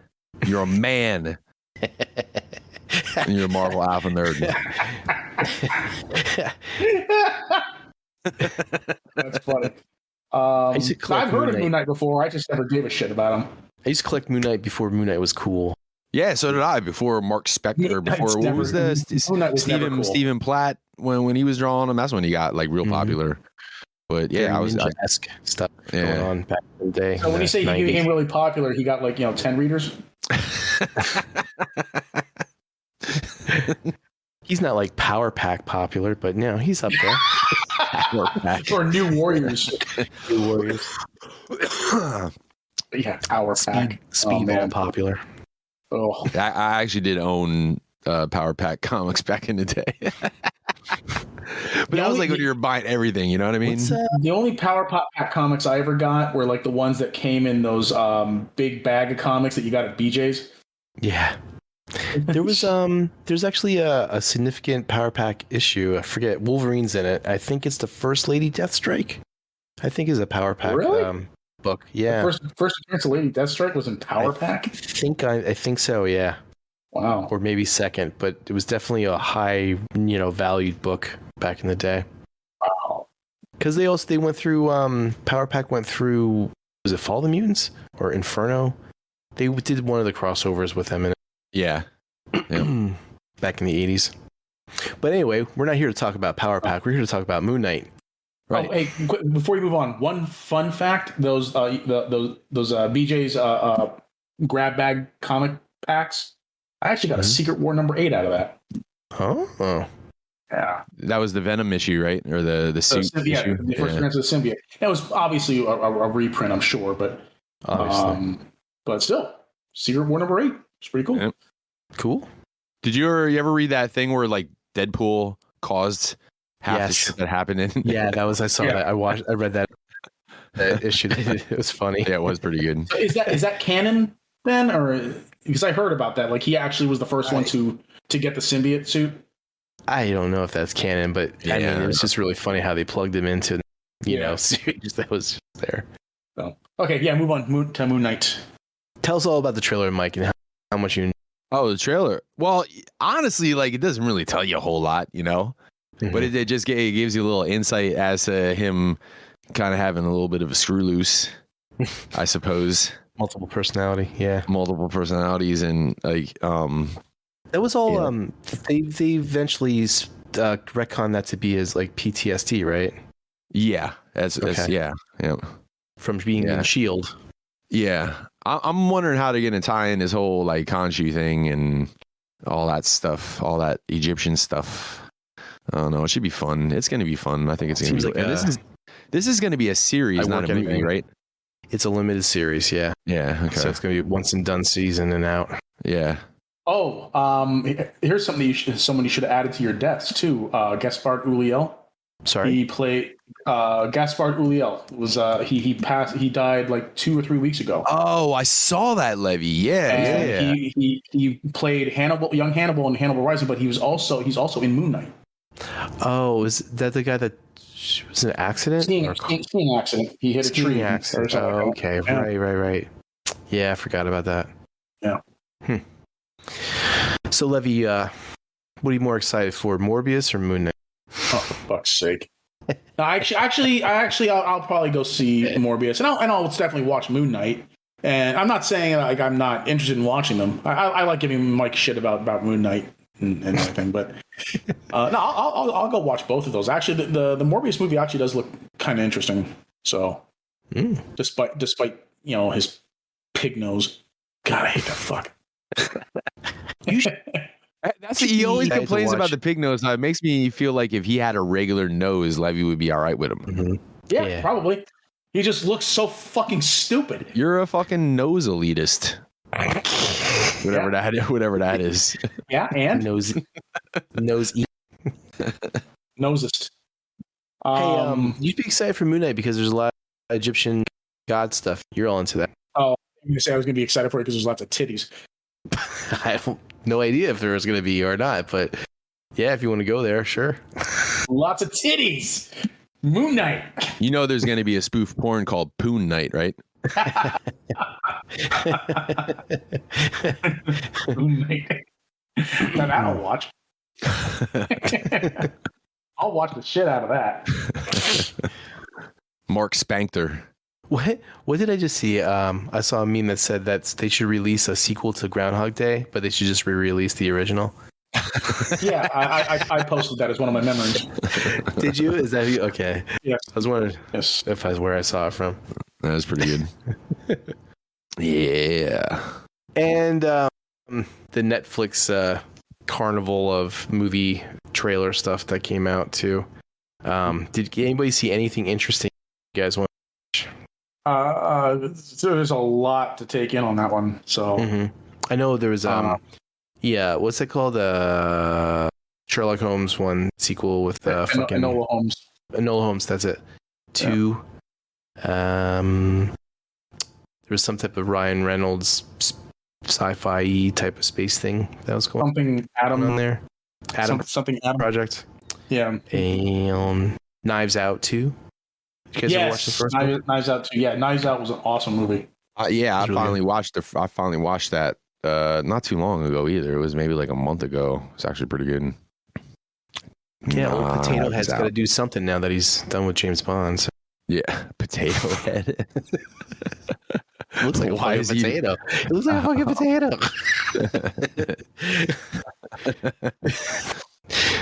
Old Potato Head. Yeah. Anyway, so that's all the trailers. Levy, unless you want to talk about the video game stuff. Well, they showed this PlayStation State of Play did a whole thing on Ghostwire Tokyo. It's a new action horror game, I guess, coming out. It's like first person, but it looks really cool. A lot of the things that you can do in the game look really neat. I guess the story is almost every. All right. Are we good? Yep. Okay. I have the backup going anyway. Yeah. I knew they were kind of long, so I didn't expect you guys to watch them. I just threw them in there because I figured Jed might be interested. But yeah, check out the Ghostwire Tokyo. I think it's coming out on PC. It's coming out on PC. So I'm not sure how well it's going to run on older hardware like before the 2000 series, but I mean, I just got dissed, Mike. You hear that? No, I'm not trying to. You get it, but you got older shit than I do, so I'm not sure it will run really good. I'm just saying I don't know how well it's going to run on hardware older than your old piece of shit. Yeah, it's like your computer has like two Raptors running on a fucking hamster wheel and your words, not mine. Okay. I don't have an RTX card yet, so you are correct. I have a 1080 Ti. Yeah, I don't have. That's still a good card. So I'm sure it'll probably be able to run. I don't have $2,000 sitting in my pocket just for a fucking video card. I get that. The video card market is ridiculous right now, and I wouldn't recommend alpha nerd shame in here. You hear that, fucking Mike? Alpha nerd shame right there. Graphics card shaming. Pretty soon he's gonna say I don't have a PS5, so there's nothing there for me to do. Well, yeah, you're probably not gonna be able to play this game at all until you either get one of those things. So us poors don't have those things. Yeah, well, have you ever tried being not poor? I do try. Well, try harder, man. Yeah. I just don't think spending $2 on a graphics card is a viable purchase. No, it's well. I mean, it depends on who it is, but no, I would not recommend doing that. So, do you ever see those pictures where like I gotta furnish my apartment and it's just a fucking picture of the NVIDIA card in the middle of the empty room? Yeah. So, all right. So give me some more fucking. Give me some more digs, Levy. Oh no. What else? What other games can I not play? Oh, I'm sure you could probably play Shifu. Shifu looks like it'll probably run well on a 1080. Might have to run it on medium or low settings, but you should be able to run. Here's Pac-Man, Jed. If you run it at low settings, you might be able to get 30 FPS out of it. Maybe. So, yeah. Maybe. Yeah. I got a Xbox 360 and a Wii U. Can I play anything? You are shit out of luck. But yeah, no, Shifu looks really, really cool. Very excited. I've talked about it on the show before. Mm-hmm. It's a really it's an interesting concept. Mm-hmm. I like the idea that it's like Mike. The whole idea is like when you die, as this character dies, that you level up. But when you die, you age. So you die so many times, you're being 20 years old to fucking like 60 years old. Yeah. But you're a kick-ass fucking, ninja master type of shit. But yeah, you gain more skills, but then you end up taking more damage because your life bar actually gets shorter because you're fucking old. Yeah. And it's a martial arts action game. So it's cool concept. It looks like they're trying to replicate like very cinematic martial arts movie fights and stuff. I know like the one sequence looks like it's definitely inspired by the hallway fight in Old Boy, and it uses a lot of like martial arts movie tropes and stuff. So definitely looks cool though. You should, whenever you have time, Mike, you should check out those that trailer I put up there, and then the live action short film's really, really good too. Which trailer in the thing is that? Shifu. Oh, okay. And then the last trailer I posted was for Horizon Forbidden West. That comes out on the 18th for PS5 and PS4 for you poors. Jed. Me. Jed. I'm glad they made a special edition just for me. I was saying the Levy earlier. Yeah. Only 16-bit color though. So. So, I'm definitely looking forward to that. I played the first one on PC on my ultra-wide monitor. It's so pretty. But yeah, definitely excited for this. I want to see if certain answers or certain questions from the series. Equipment dropping. He's like on my ultra monitor. Yeah. This is no time for a penis measuring contest, Levy. It's always time for a penis measuring contest, Mike. Haven't you learned this yet? But no, I'm hoping that certain questions that remain from the first game get answered. So, it's really funny. Did you ever play this game, Mike? Or Jen? All of fucking Levy's fucking equipment dropping. I got this. I got that. I'm better than you. He still didn't fucking remember to take the goddamn sticker off his processor when he built it. So fuck you, Levy. No, it wasn't my processor. It was April's. So whatever. You didn't take off the fucking sticker that had this real big. Take off this sticker. It wasn't my computer. What do I care? No clout, Levy. No clout at all. I deserve that. Yeah. Such a rookie mistake. It is. What's that smell? Oh, it's the sticker burning. Her computer worked for an entire year before it started having problems. Oh, well, hey, you know what? That's props to the cooling system in there, that's for sure. Yeah. See? Yeah, Yeah. Have you played Horizon Zero Dawn, Jen? On my shitty PS4, yes, I have. Well, that's all it's available. Well, no, it's available on PC too. So right, I have not played on PC. I know that you were saying was going to do that, but then I'd have to start over, and I don't feel like starting over. Yeah. But no, I like that game a lot. It's post-apocalyptic and it's very cool, and I dig the story and the action and everything. Who makes that? Who developed that again? Guerrilla Games. They were known for the Killzone games. Yeah, it's really good. Did you finish it? No, I didn't. How far into the story did you get? Oh, not far at all. Like maybe 15% of the way or something like that. Oh, okay. I was right in the beginning. That's when I was playing that, and then I started playing The Last of Us, and then I just want to play and finish The Last of Us DLC and everything. Did you finish The Last of Us? Or? Oh yeah, I did. Yeah. Yeah, you should definitely go back and revisit Horizon because it's got a great story. Yeah, I do. So. It's like that in Assassin's Creed. It's like these games are just like they give you like, it'll take you 8 hours to finish, or it'll take you 38 hours to finish, and that's one of those 38-hour games. Well, I mean, if you don't do any of the side content, you can finish it pretty quick. Yeah, if you just do the main objective stuff, you can finish it pretty quick. But you don't want to do that. This is a kind of world that you want to explore and right. Just like definitely get the most out of Assassin's Creed. Yeah. Yeah. So these days I'll get around to it. But yeah, definitely get around to finishing that game. It was a great gaming experience. So, speaking about games, they announced that the next part of Final Fantasy VII is going to be coming out this year. Mm-hmm. I haven't finished that part yet, that game yet either. Yeah. Rockstar Games also confirmed that Grand Theft Auto 6 is in active development. I mean, it's the worst kept secret in the gaming industry, but they finally confirmed it. I mean, it's a moneymaker. Why wouldn't they? Yeah, sure. I mean, I think they're doing they're porting GTA 5 to PS5 and Series X, which makes it now 3 gaming generations that they've released this game on.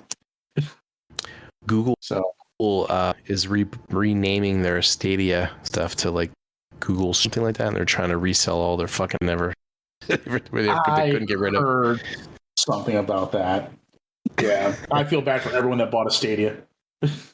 Yeah, I remember when we first saw that and how exciting it was and everything, but then when you look deeper at it, and they wanted to actually charge you per game, and it's like, get out of here. Nah. And it wasn't. Yeah, and then when they launched, they didn't deliver on like 3/4 of the things they promised. Yeah. So, have you watched Legend of Vox Machina? We're at that part of the show now. Is like what you watched this week. Yeah. What did you watch this week? I did. I've watched all 6 episodes. I haven't watched the new episodes yet. I watched the first 3. So then don't look at Josh's posts. Okay. Because he's filling the 5th or 6th episode. Yeah. Oh, that dickhead. there's a great. I laughed pretty hard when that whole part came up. So yeah, ignore the chats for now, because he threw that in the Discord and Fear Not Ranger, and he threw that in the Blackout Shout Facebook chat. He tagged you like left and right all over the place about that. So. Oh, he tagged me. Yeah. Yeah. So I know not to look at his shit then, because I haven't watched it yet. So thanks a lot, Josh. If I get spoiled in this shit, I am coming for you. Mike, have you tried watching like one episode of that yet?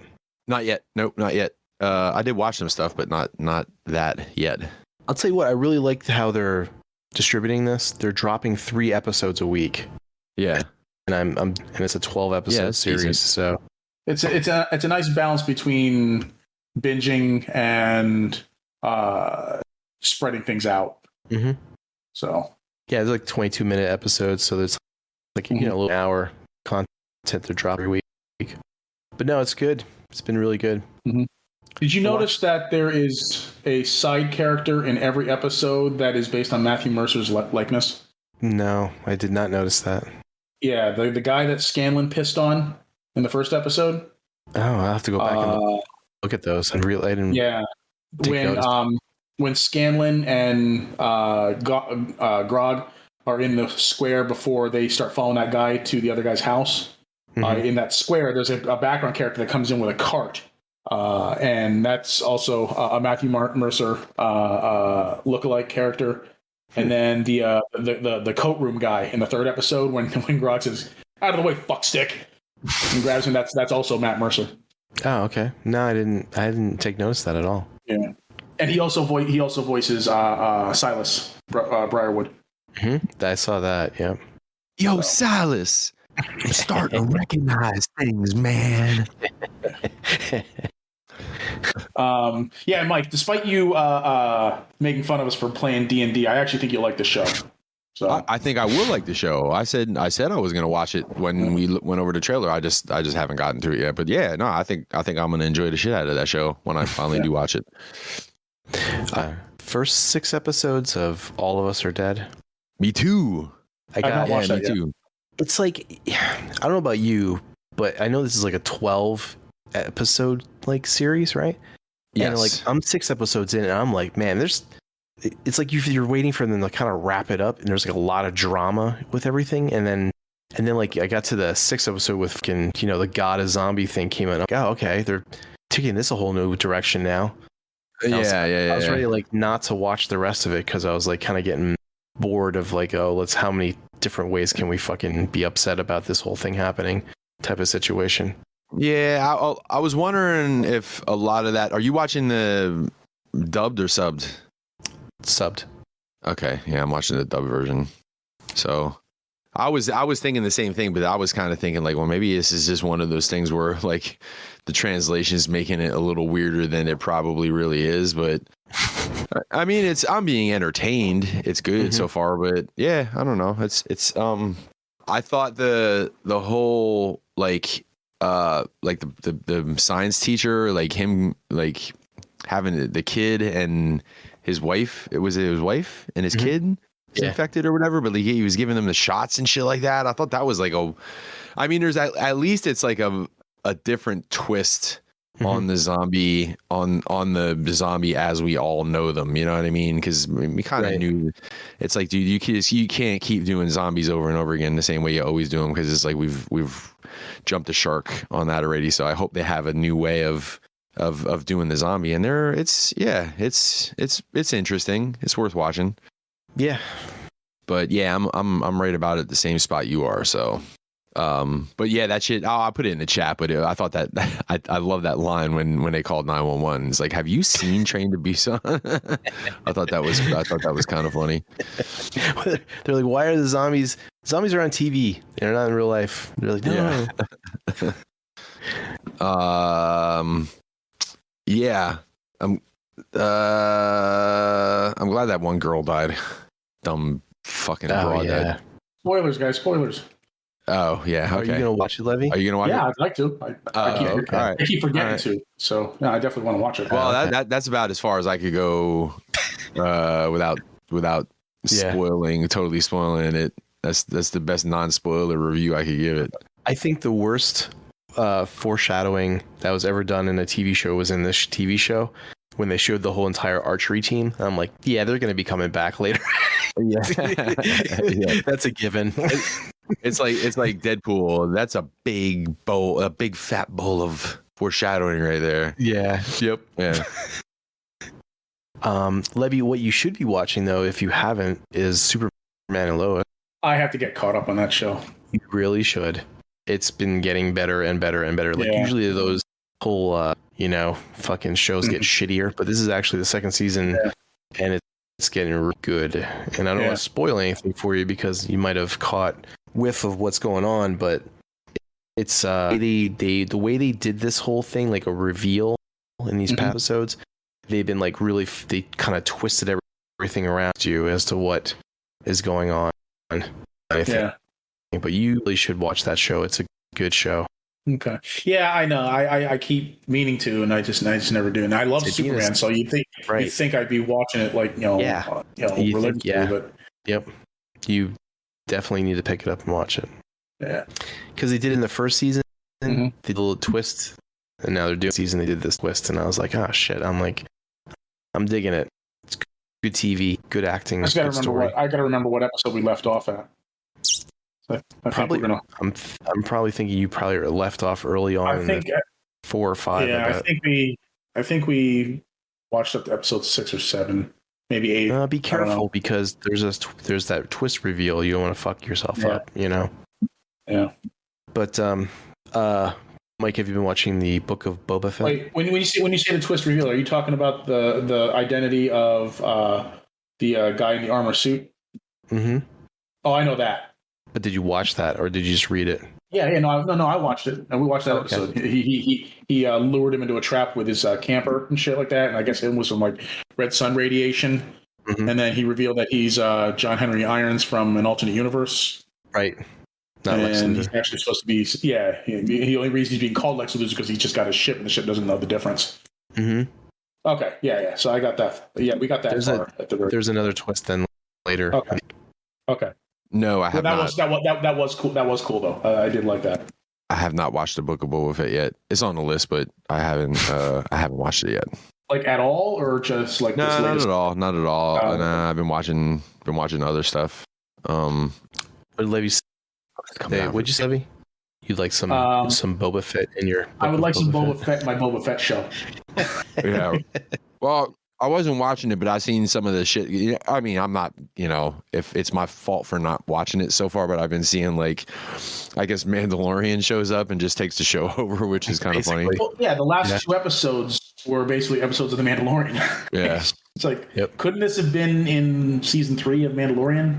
Boba Fett had a cameo though in this last one. He was there. He was there for about maybe 30 seconds, if that. Yeah. I love how that little gif of him on the speeder bike trying to show the sand people how to use it has become like a meme for like any response or anytime somebody posts a picture of a hot chick on Facebook, someone will inevitably post that gif of him like the engine. Now, you ever see that? I haven't seen that. No, I see it all the time. You know, again, Levy, I have pulled back from Facebook lately. I have not, and Facebook knows it too, sending me random notifications about fucking people in certain groups and shit anymore. Oh, it's like, oh, you're like one of those people now. You're like, all right, we won't bother you anymore. We'll wait for you to come back on your own. Yeah. No, you're probably better off. Facebook is a cesspool of it's a hive of scum and villainy. That's.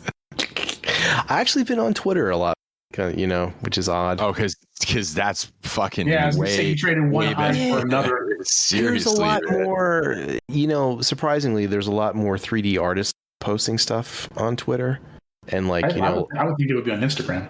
You'd think that, yeah, and like other artists, but no, it's like the artist community is like a lot more active on Twitter than any of those other social media.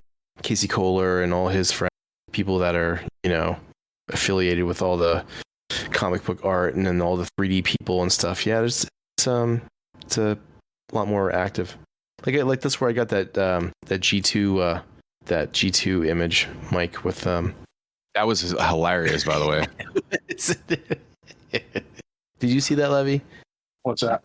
Grant Gustin, you know how he has that picture of him posing in front of the tombstone? Yeah. Well, somebody put like Generation 1 Transformers on it, and then they had decked out in like G2 colors. It was the G2 Thundercracker that just looked like 8 different people threw up on him. That's what his paint job looked like. Just like an EQ going crazy. Yeah. If we're still talking about stuff we watched, I'm caught up on the first half of the final season of Attack on Titan. Yeah. Let's talk about the song. Well, I didn't start watching the second half because it's not in English yet. But I did. I was curious about the song because you brought it up, so I just like went and typed in, second half final season theme song or whatever, and like that. Man, that's a strong contender, man. It's a strong contender for the top spot, but I think the original is still in the top spot. I agree. Only because I try to put it in this kind of perspective. You know, when you heard a song like a bunch of times and shit like that, and then like you hear the new song's like fresh in your head, and it almost makes you forget how awesome the old one was because you haven't heard it in a while, or you've heard it too many times and it's old news and shit, and the new shiny thing is the cool thing because it's new. And I tried to like twist it in my head and like where, you know, they both came out at the same time, and it's like, which one of these do I like better?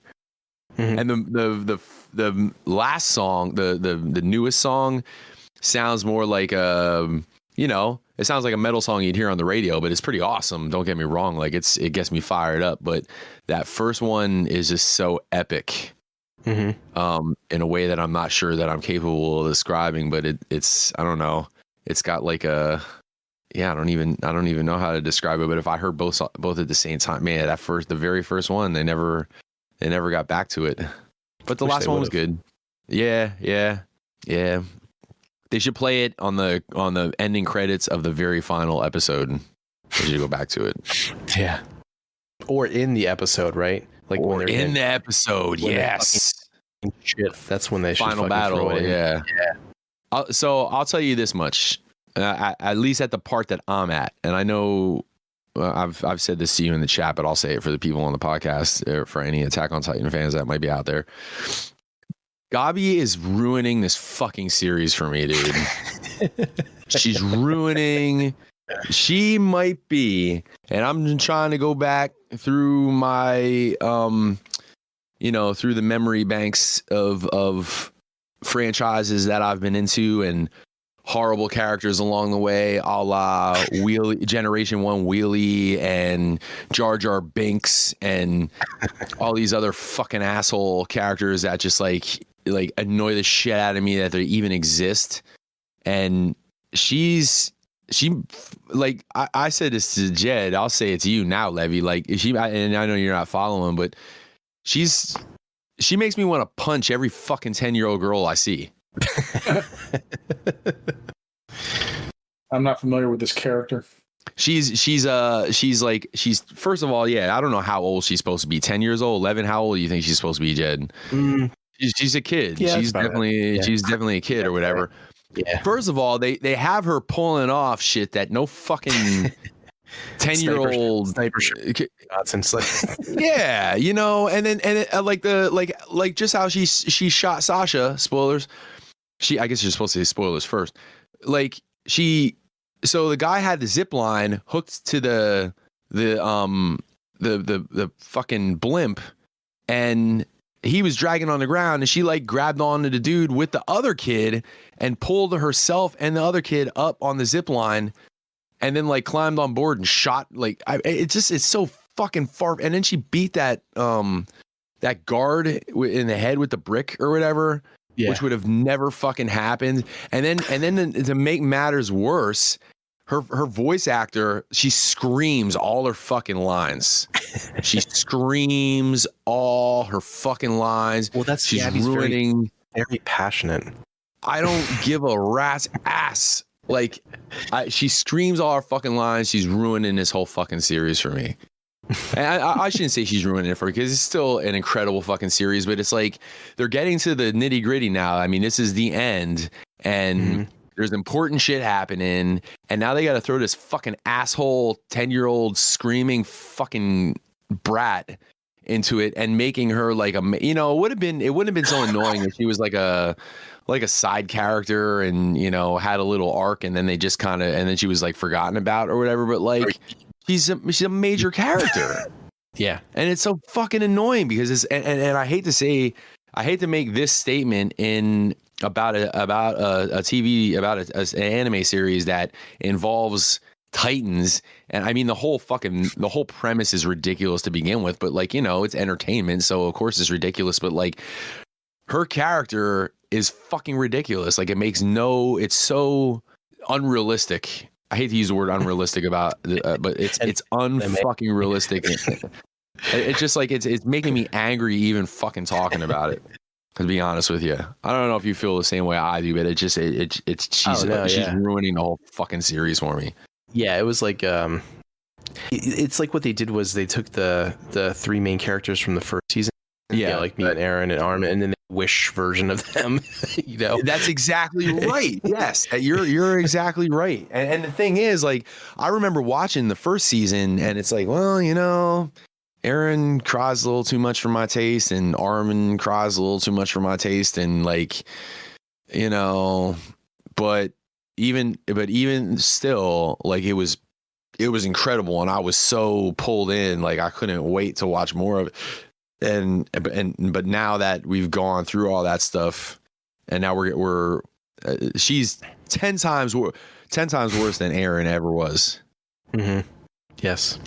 On the positive, the outside of that little goofy bitch, that the series is as good as it gets. Like I really like how they I can't remember what we were talking about last episode, and we were referring to some other franchise and some other movie or whatever, but Levy made reference to something about how you don't know, like your perception of who the good guy and who the bad guy is changes from, you know what I mean, depending on how you're watching it or what your opinions are, like. And I really like how they did that. Like this is a very it's a very realistic representation of politics, I think. Mm-hmm. It's because who's in the Levy said it was more like everyone has a redemption story. Yeah. So what's like that? You were saying when we were talking about this type of stuff, like last episode, that everybody has like a redemption. Oh, it was Cobra Kai. He was talking about Cobra Kai. Yeah, right. Cobra Kai. Yeah. It was really, like you said about that. You don't know who's the good guy, who's the good guy, who's the bad guy. You know, it's really like dependent on who. And it really like not to get too deep and shit like that, but you know, whoever, you know, history is written by the winners of said wars and battles and stuff. So we all grew up, you know. Well, you know, Christopher Columbus was a hero, and it's like, oh, was he? You know, you don't find out until you get it. Not really. You know what I mean? Like, it's like, so you're, you know, Marley. The kids that grow up in Marley are hearing their side of history, and the Eldians, you know, the Paradise, you know, them people are hearing their side of history, and who's right and who's wrong, and you really don't know. But there's a whole cloak and dagger thing going, not a cloak and dagger thing, but like this whole chess game with the Beast Titan. What the fuck is his name again? Zeke.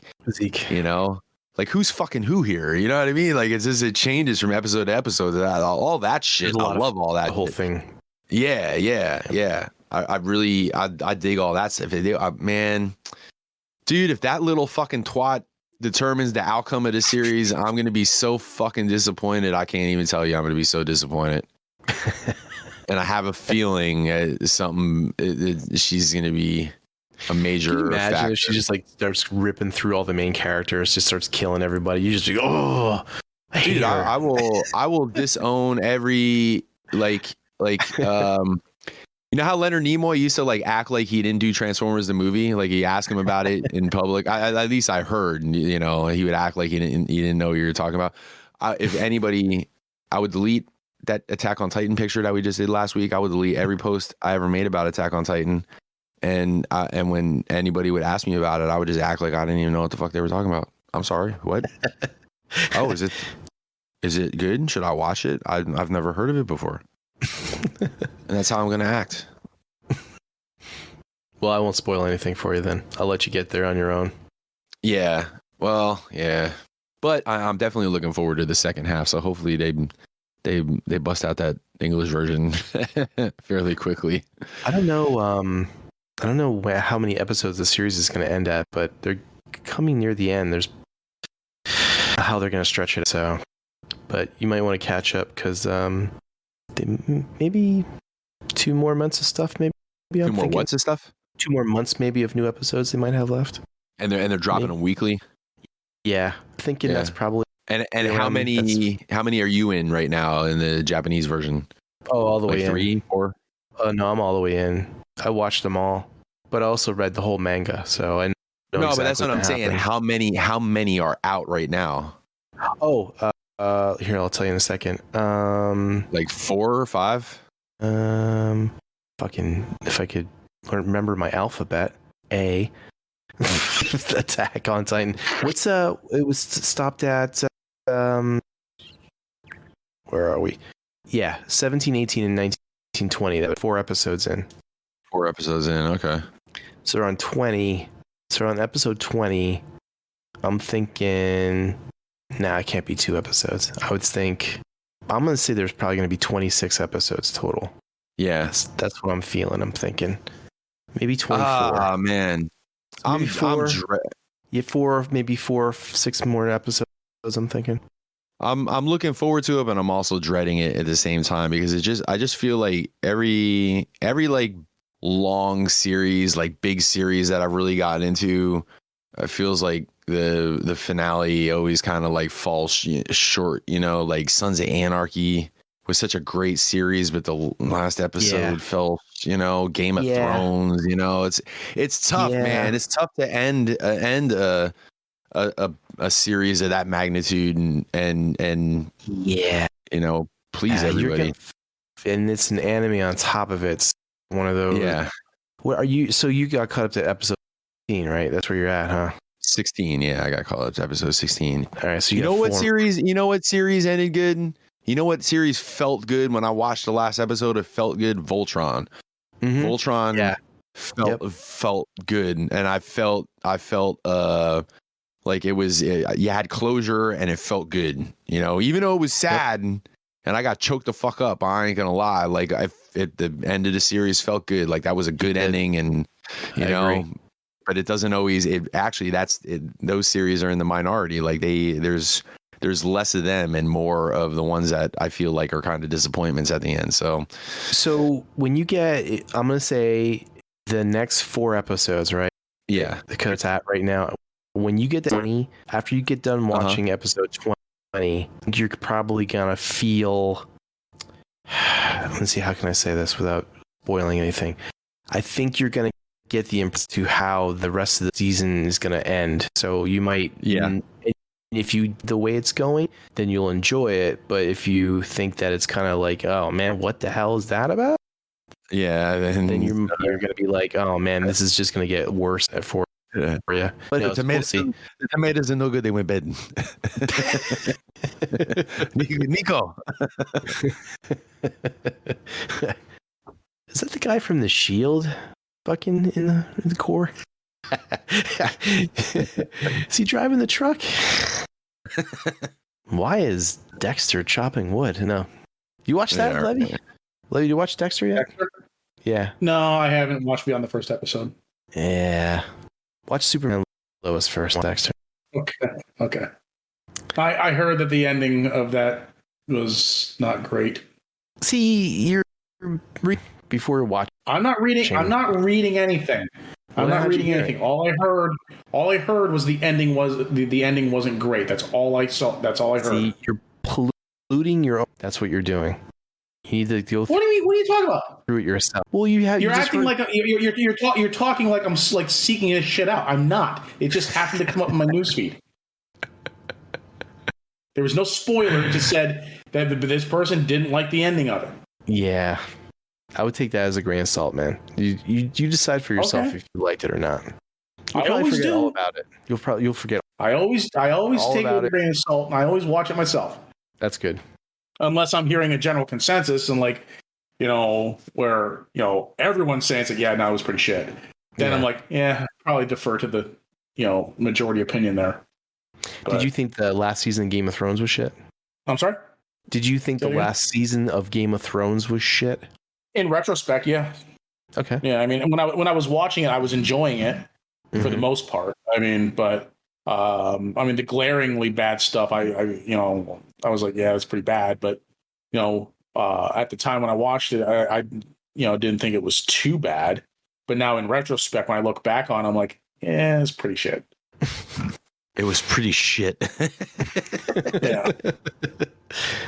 How about any other animes, Mike? Anything new? I actually went back into the archives to start to watch something, man. You remember Hellsing? Yeah, I remember. I have never watched it though. But I remember Hellsing in the 90s, right? Yeah, that was a 90s anime. Yeah, that was actually pretty cool, man. It was just one season, and it was like if Vampire Hunter D was a pimp. That's kind of what Hellsing reminded me of a little bit. Like, he dressed a little classier, and but he was the same. It was the same, he was a vampire that hunted other vampires. But yeah, I don't know. It was a cool series. It was worth watching. It was on Hulu, but I think they took it down. I caught it. I think I watched it because I saw it. It was on Hulu for like one more week before they took it down. So I'm like, shit, I gotta quick watch this shit again before I'm gonna have to actually look for it if I want to watch it. But Mr. Big did the ending credits music for that show. Wow. Yeah, shit you not, man. Yeah, weird. And it had a real cool. It has a great theme song, a la Cowboy Bebop. You hear the Cowboy Bebop theme song, and you're like, that's just one thing. When you're watching something on Netflix and it says skip intro. Well, when you're watching Cowboy Bebop, you just don't skip the fucking intro. You listen to that song. And Hellsing has the same type of. We might be the only podcast, by the way, that talks about anime theme songs to the depth that we talk about it. But yeah, it was a cool series. I mean, the animation is 90s. It's 90s animation, but it's cool though. It's a cool series. It's only one season, so I think like 12 episodes, 13 episodes or something. I'll have to watch that. Yeah. You know what you should watch when you have time is Jujutsu Kaisen. Jujutsu Kaisen. Mm-hmm. What's that from? Or what year? Like what era of? That's an anime. I'm taking it. 1 year ago. A year ago? Yeah. I will check it out. Jujutsu Kaisen. I'll mark it down. Has a lot to do with there's like curses in it and like supernatural shit. Yeah. Is that? But then there's like, a bunch of they call themselves sorcerers, but they're particularly just fucking badass like ninja guys with fucking powers and stuff. Yeah. That go at curses that are in like Tokyo and stuff, and they're the only ones that can see them. But the curses affect people because of like bad situations or things that have happened. So kind of like in a certain way, it's like a kind of like a ghost, but it's like badgy these evil creatures, and then they have to go in and kind of like clean up stuff. And there's this whole like there's the dumb curses, the ones that are just fucking like zombie type of, not zombies, but they're just stupid. They're not like intelligent. And then there's a root curse that have been around for a while, and there's just good. I highly recommend it. Yeah. I just googled it. I'll check it out. Yeah, it looks cool. Jujutsu Kaisen. Oh, that was 2001. Hellsing came out. Oh, was it early 2000s? All right. Yeah. Well, yeah. I mean, that whole like 10 to 15 years there is a blur for me. Yeah. Did you ever? So it is a movie, and I know that you put the trailer. We watched the trailer for this podcast a couple of years ago or whatever, but I never watched the movie. And then I was flipping through the channels and it was on, but it was like the last 20 minutes. Did you ever watch the last 20 minutes of a movie? And I've never watched the last 20 minutes of a movie and so thoroughly confused as to what may have happened in the hour and a half before that 20 minutes. So and I think you watched the movie, Jed, Midsummer. Remember that one? Yes. Weird. Like, yes. Okay. So Levy, did you ever watch it? Yes.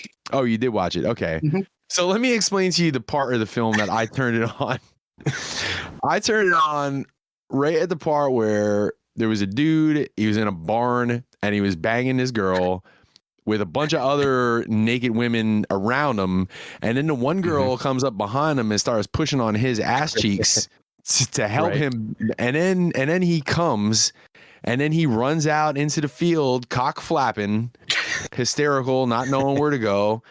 And then the next thing you know, he's in a fucking bear suit and in this, they Great fucking movie. light the whole building on fire, and these crazy people are out in the fucking yard like dancing and doing their jigs and stuff. And then the movie ends, and I'm just like, oh, I wasn't high, but I wish I would have been, because I don't know what the fuck it is that I just watched. I told you to watch. But you're telling me that if I would have seen the first hour and a half of it, like that would have made complete and total sense. Yes. Okay. Okay. Yeah. All right. I'll have to, next time I see it on, I'll have to record it and watch the whole thing. 'Cause I'm like, I never fucked and then ran out into the field naked, worried for my life ever. And I never had Oh. Well, it helps to know that he was on hallucinogenic drugs. Right. I would hope so. Yeah, I would hope so. There's this whole dinner party buffet scene where I think that's when they fucked them up. Yeah. Yeah, man. Talk about going from the thrill of victory to the agony of defeat. Like, one minute he's guy's fucking little pipper wet, and the next thing you know, he's in a bear suit burning. What's Levy? Who's the actress that's in that she was in other shit too? The blonde. That's it. That's who it is. Yeah. Yeah, she plays Yelena from in Hawkeye. the MCU. Right. Yeah, Hawkeye and Black Widow. Yeah. Did you catch that, Mike? Did I catch that? Wait, who? Did you recognize her? Are you talking about Black Widow's sister? Yeah. And she was in that movie? Yeah. She was the last shot of the film was of her sitting there smiling as the effigy building burns. Yeah, well, you know what? See, like I said, I've said this before, and I'll say it again. Like, if you ever put a CSI team together, pick me last, because a lot of times when I see people outside the natural habitat, I don't recognize them. So if she just wasn't wearing her little Black Widow outfit, and talking in Russian, English. I wouldn't, if Jed would, if I would walk by Jed on the street and Jed had a mustache, I just wouldn't recognize him. I was just gonna say if I like came over to your glasses, I'd be like, who the fuck are you? Yeah. And you take the glasses, hey. Put them back on. Are you FedEx? Yeah, FedEx. Did you bring my Sentinels? FedEx don't wear glasses. Are you kidding?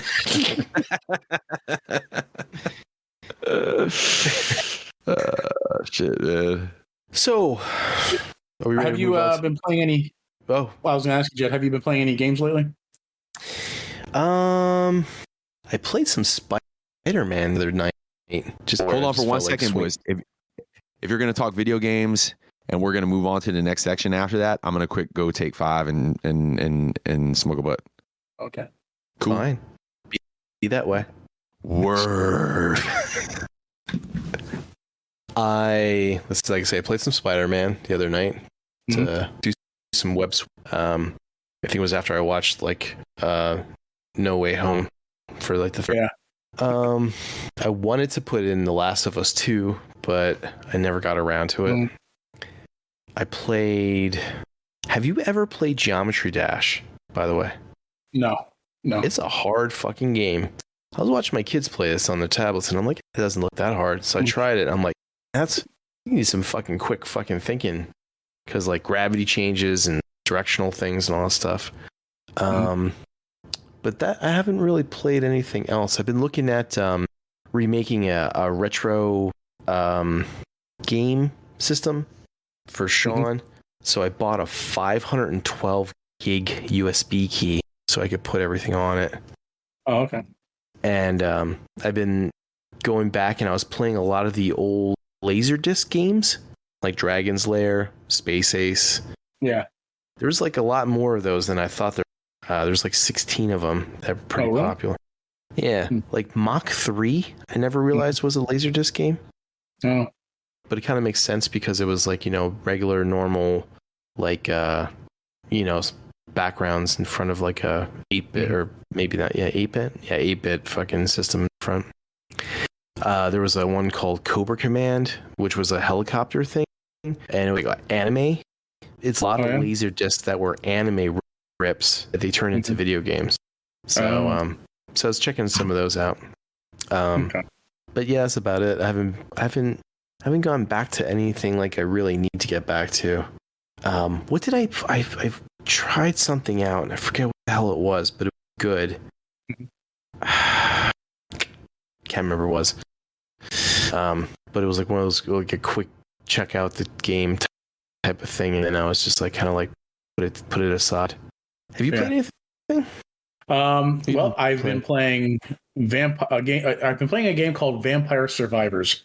It's this little $3 indie game on Steam, and it's very popular. It takes a lot of inspiration from Castlevania in terms of its assets, because it's like an 8-bit aesthetic. Everything looks like little 8-bit characters. It doesn't play like Castlevania at all because Castlevania, 8-bit Castlevania is a side-scrolling platforming action adventure game. This is not that. The game plays a lot more like Diablo. Okay. Oh, okay. But a lot of the assets look like stuff from previous Castlevania games. A lot of the characters look like characters from Castlevania. But the idea of the game is you don't actually ever hit an attack button. All you do is move. The game auto attacks for you. And so you can choose, you start off with one character playable, but then you can unlock other characters as you go. And each character starts with one weapon. And then they have some sort of bonus attribute or whatever that kind of sets them apart from the others. And then so you start out, you got this one item, the first character you start out with starts with a whip. And what it does is every half a second or so, or every second, it does a little whiplash right in front of you, and so anything that gets hit by that deals damage to them. So the idea is you go around and you're on a little 2D map, right? And it's a 2D map. You can move in all 8 directions, and you just random enemies will spawn, and you just got to kill them, and they drop little blue orbs, which are experience. And when you gain enough experience, you gain a level. And when you gain a level, no, it's not a dungeon crawl because there's no rooms. It's just one big open map.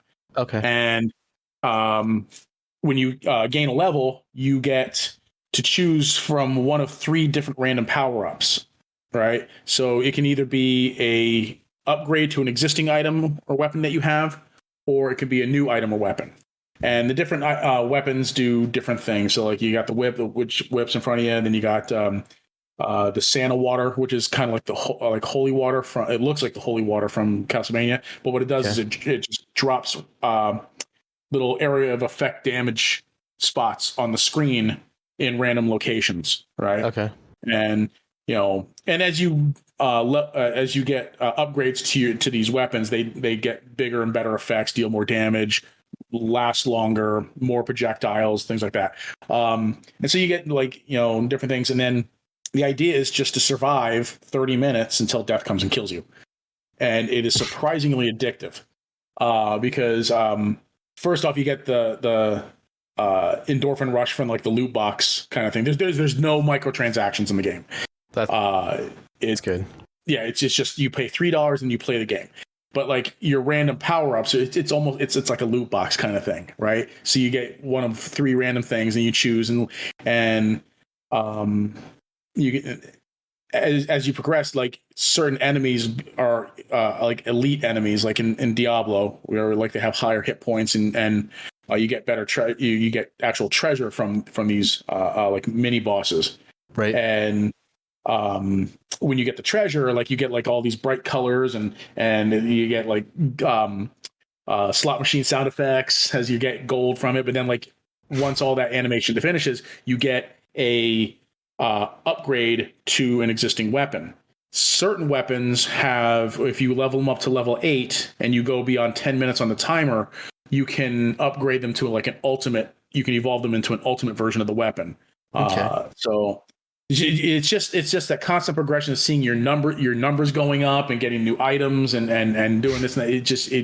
You just want to keep playing, and it's really fun, right? And but your goal is to just try and survive as long as you can up until the 30-minute mark, and then you just start over. And that's the gameplay loop, and it's just really fun and addictive. So I've been playing April has actually been playing it a lot more than I have been. She can't get enough of this game. And then I've also been playing Subnautica. If you ever heard of Subnautica. I've heard that. What's it about? It is a survival crafting game where like you start out with like no resources, and you got to gather resources from the environment and get food and water and create tools. Ultima 4, Ultima 5 concept. I never played those games, but back in the 80s, the Ultima thing, basically you started out is that you had to. I'm sorry, I should say I've heard of Ultima. I never played them.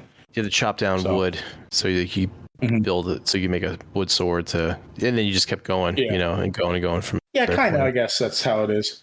You farm stuff and all that jazz. Yeah, mining, basically mining. Yeah, So it's like it's also a lot like Minecraft, just without the like creation aspect, like where you can't like create terrain and stuff like that, right? Yeah. But the thing about this game is you start out like you're in a your ship crashes on a planet that's mostly water. It's like an ocean. It's an ocean world, and so you're swimming everywhere. And so it first off, it's absolutely beautiful, with the underwater environments and stuff like that. But then you also have to deal with the thalassophobia, like the fear of the deep water and stuff, because like there's monsters in this game that scare the shit out of you because like they just come out of the dark. In the darkness, again, when you're swimming or when you're in your submarine or whatever, because you can build submarines and stuff too. Once you get far enough along, but you'll be swimming along and you'll look down, you can't see the ocean floor, and it's just dark, right?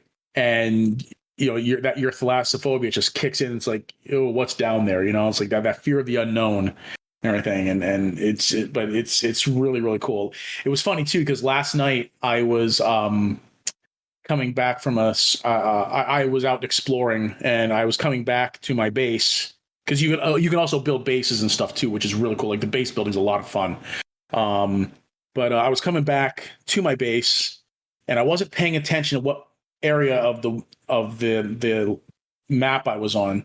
And I was actually going through a area where this creature lives. I'm going to put him in the chat here. Yeah, so I was passing through its territory and wasn't paying attention, and it came out of the darkness and grabbed me and scared the fucking shit out of me, dude. So, yeah. Nice. Yeah, it's a fun game. It is a really, really fun game to play. So I definitely recommend it. Have you had a chance to play any of those VR games? Not yet. I'm going to get around to them. I've been actually doing VR boxing for like working out and stuff. Oh, so that's cool. Brother Kyle swears by that. Yeah, I can't remember the name of the game though, but yeah, it was it was like a $10 boxing game, and it's exhausting. So yeah, that's a good workout. 98 members. So is Beat Saber. Yeah, I was actually thinking about getting Beat Saber, but that's like $30-$40 or whatever. I don't know. So I got the boxing game. What's the matter with Beat Saber? It was like $30, too expensive, $40, and I was just like, oh, there's this boxing game. I'll get that for $10. So Beat Saber's $40. I don't know. I don't remember what it was. It was like $30 or $40. I don't know. When it's not on sale, it's expensive. Yeah. On the Oculus? Yeah. Oh, huh. I got my money's worth out of that game. I was just telling Jed that I've been playing this boxing game in VR to work out and stuff. Yeah, you know what? Those are the best kind of workouts because it doesn't feel like you're really exercising. I mean, it feels like it, but it's like you're having fun while you're doing it. So, yeah. Oh, where is she? Oh, there it is. Okay. So I have a couple stories here. See here. You might have heard about this one, Jed. A crypto group buys rare copy of Dune book for 100 times its value and gets roasted for NFT scheme gone wrong. This comes from Maxim.com. I did not hear of this. Yes. Crypto group Spice DAO wanted to produce an animated Dune series after paying $3 million for a failed movie pitch. A group of crypto-backed Twitter users paid millions to purchase a rare Dune book after incorrectly assuming they would have the rights to adapt it into a movie. Dumbasses. Yeah. Well before Denis Villeneuve's epic HBO Max Dune reboot, and even before David Lynch's 1984 movie, filmmaker Alejandro Jodorowsky attempted to adapt Frank Herbert's 1965 sci-fi novel for the big screen in the 70s. Jodorowsky created massive movie bibles to pitch the concept to studios, but the project never entered production. The text is free to read online, and a few physical copies of the books still exist. One was purchased at a Christie's auction for just over $3 million in November 2021 by a group of Twitter user dubbers dubbed at the Spice DAO, DAO. I don't know if that's an acronym, but Screen Rant reports that the group paid close to 100 times the asking price, believing they then had the right to adapt the book into an original animated series. But Legendary Entertainment, the production company behind Villeneuve's Dune and upcoming Dune Part 2, acquired the actual film and TV rights from Herbert's estate in 2016. Mm-hmm. It's unclear if the Spice DAO knew that owning a physical copy of Jodorowsky's book does not give them the right to produce Dune content. Did they actually purchase a physical copy, or? I don't know here. Let's see. The group, I believe they did purchase a physical copy of the book. The group recently tweeted its mission is to produce an original animated limited series inspired by the book and sell to a streaming service and support derivative projects from the community. As many snarky Twitter users noted, they do not own the copyright to do that. Why would anybody think that anyway? Because they're morons. Like, why don't I go buy like a Spider-Man book and then I could just start making Spider-Man movies? Yeah. It just sounds asinine. Like anybody over the age of 5 wouldn't know that. People are dumb. I thought you were going to go where NFT, and they thought they were getting the rights for it, but they only got a picture of the book.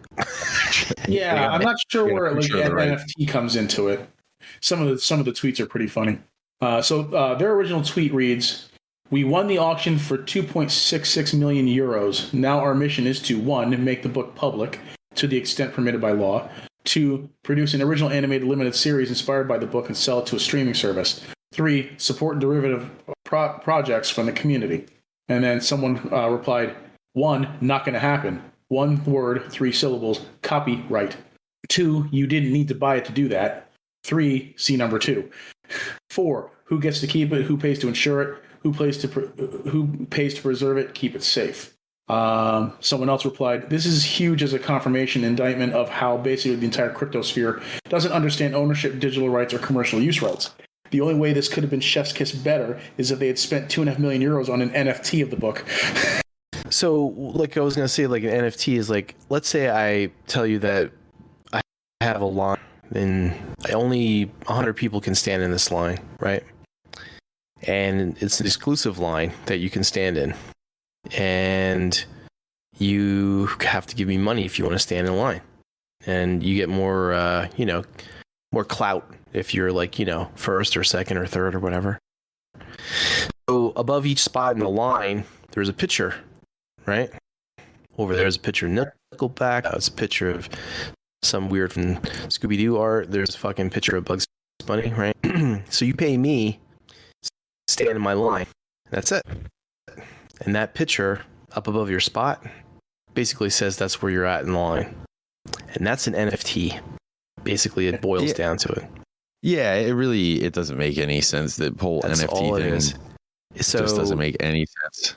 It doesn't matter if Mike Kinkade made that picture. It doesn't matter if it's a picture of this where you don't own it. You don't own anything about it, just a representative of where you are on the blockchain. And that's it. Like I was telling Mike the other day, Levy, that Julian Lennon is it's either genius or complete stupidity, where he's basically selling NFTs of pictures of like his dad's guitar and the Hey Jude notes and stuff like that, but you don't own it, you don't get it, you just get a fucking picture of it, and that's it. And there's a lot of celebrities that are out there throwing out those fucking monkey pictures. They're like, oh yeah, I got fucking paid $100,000 for this one, and I think Eminem bought the one that was the most valuable lately or whatever.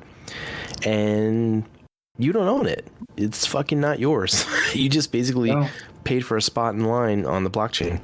The only value that an NFT has is the amount that you can dupe some other idiot into buying it off of you for. It is literally a modern digital pyramid scheme.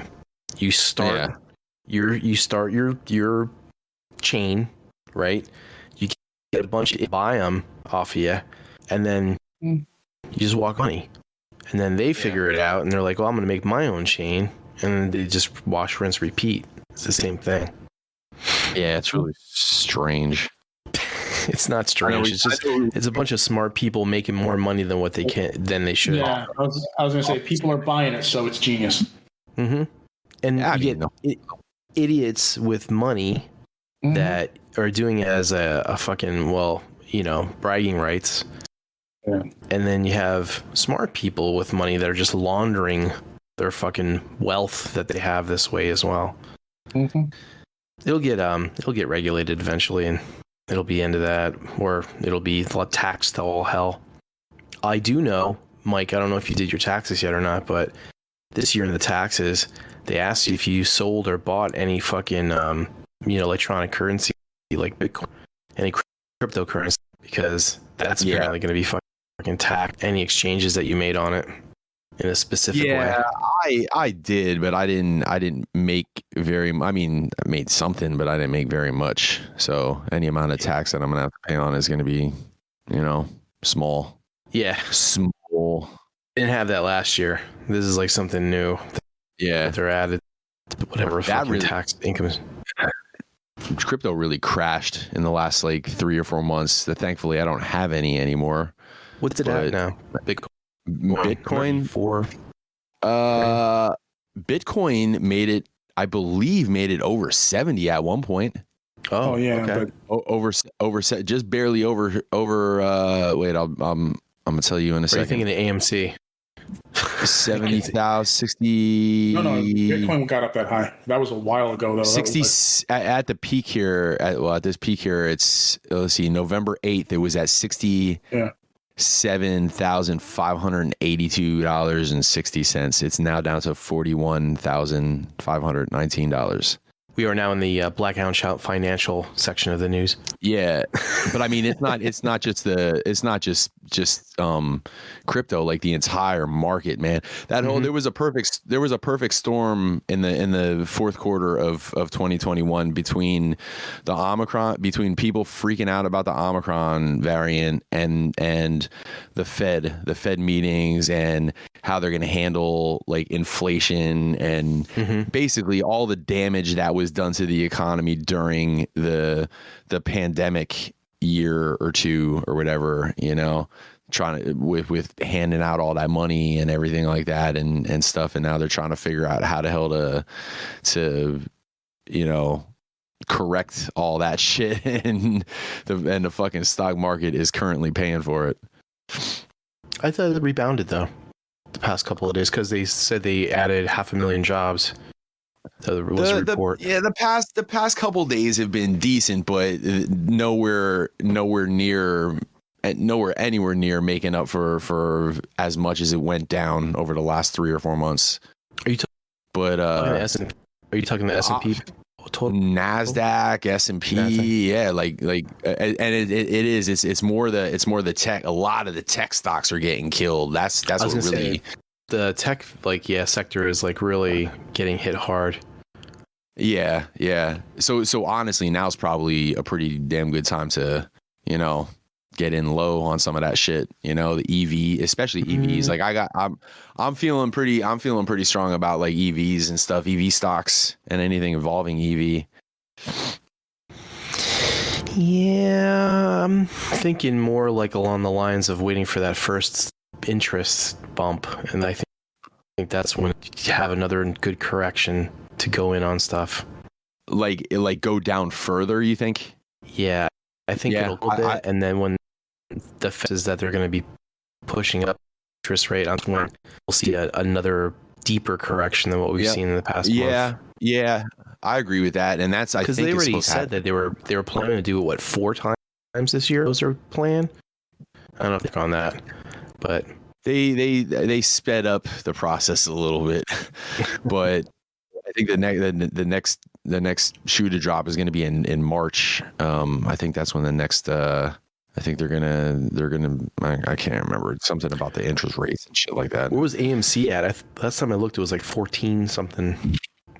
It's around 15, 16 right now. Yep. Yeah. I'm not worried about it though, not one bit. Well, that's good. I know it sounds like something you should be worried about when it was up at like 65 and now it's at 16 or whatever. But I'm looking at it more in if you like when in doubt, zoom out, they always say. And it's like, well, you know, the short interest and the squeeze play was at a certain place when it was at $4 and $5 and everybody got fucking super excited when it went up to 10 and the short interest was the same amount and then it went up. And now it's down, and now you look at it, and it's at like 15, 16, and the short interest and everything is still at the same spot. So it's almost like if you're a glasses half full guy like I am, or I'm trying to be, it's almost like you're all right. Everybody was super excited about this shit, and things were heading in the right direction, and that was when it was at $5. Well, now it's at $16. You know, all the dirty casuals that jumped in to make money are all out. So that's basically I think what's happening. For a while, you guys call yourselves apes? Is that what you guys were calling yourselves? Yeah, but no. Well, the apes are the people that are buying them and holding them. You know, holding. What's the name of the guys that are or the people that are buying it and then they dropped out? Oh, the paper handers. The paper hands. Paper handers. That's it. Okay. You got the diamond hands and the paper hands. Diamond hands and paper hands. I remember that. That's a new one. Yeah. Okay. Yeah, I never heard that one before this shit either. Yeah, paper handers. Paper hands. Yeah. Okay. Well, and it was like there was a lot of day traders because it was a great place to if you were a day trader. It was a great place to day trade because the fucking thing was swinging $5, $6, $8 a day. you know, crazy ass volume and shit like that. That goes in cycles. I've noticed in the year, well, a little bit less than a year that I've been watching it, because like sometimes the volume, I don't know if it's because news circulates or what the fuck happens, man, but some days the volume would be, you know, five, 6 times what it usually is, and then it'll be like that for a little while, and then it'll like slow down. But when it gets like that, the volatilities. The one thing I've learned is, like, I'm a creature of emotion, so it's very hard to watch the price go up and down and up and down and up and down like it is, and not lose your fucking marbles. And I feel like So you couldn't be a day trader, then, that's for sure. You'd be out fucking riding that bike. Why? Because why? You can't get emotional about fucking swings like that, man. Well, that's exactly what I just said. I said, you know, I'm actually doing a lot better at it than I thought I would, good. because knowing me, like if I was looking at me from the outside, I'd be like, that dude is going to drop $2 and that dude's going to freak out and fucking sell everything he has, you know, like, but I'm doing okay. Like I'm just chilling, you know, I'm just chilling. Word. And I didn't, you know, it wasn't the only thing I got in on. I got, you know, got a couple other things, but diversify, man. Brother Kyle has tuned out for 5 minutes, 6 minutes now. Let's probably get back to weirdness. You know what's funny about that whole thing? Like I could see Brother Kyle being somewhere and like there's a couple people hanging out and they start talking about the stock market, and all Brother Kyle has to go on is what he's heard Jed and Mike talk about on, you know, and he just starts screaming about short squeeze and fucking pork futures and imagine him. Imagine there's like 4 dudes hanging out and they're talking about the stock market, and they ask Brother Kyle and he's like, yeah, I invested in pork futures. I got diamond hand. I'm diamond handing my fucking pork. And that has happened. Shit, man. Funny. So what else you have for us, Levy?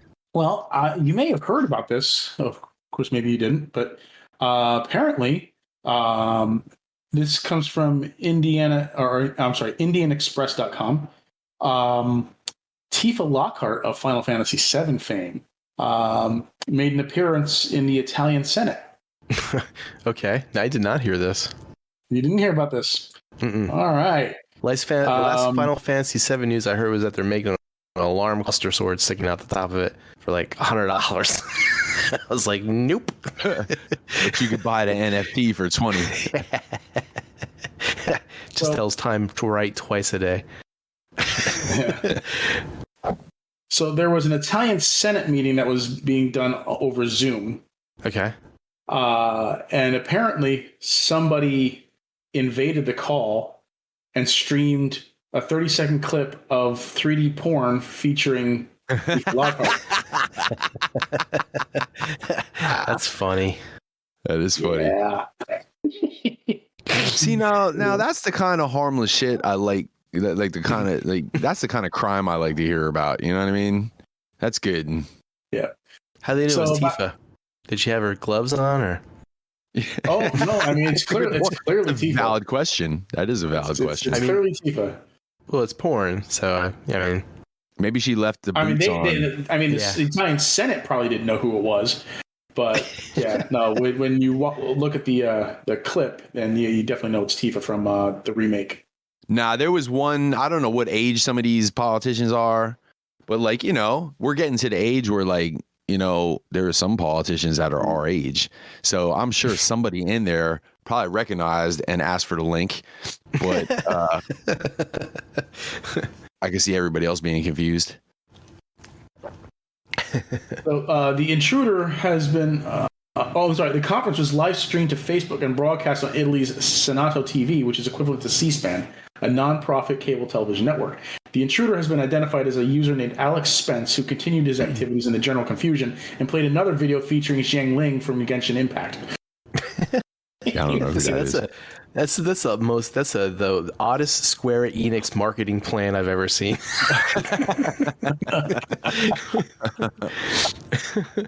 But you know what? It would work.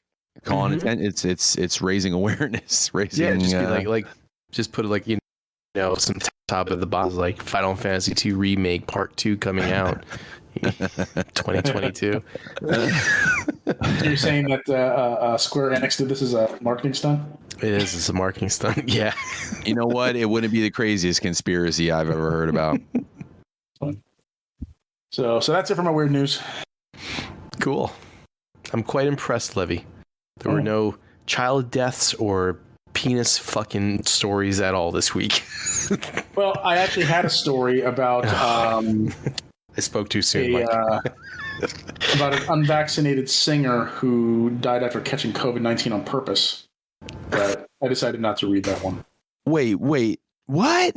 No, you gotta read it. Okay, well, there was a Czechoslovakian singer who she was unvaccinated and she caught COVID-19 on purpose and then died shortly after. I don't understand. Why would anybody? It's a weird flex.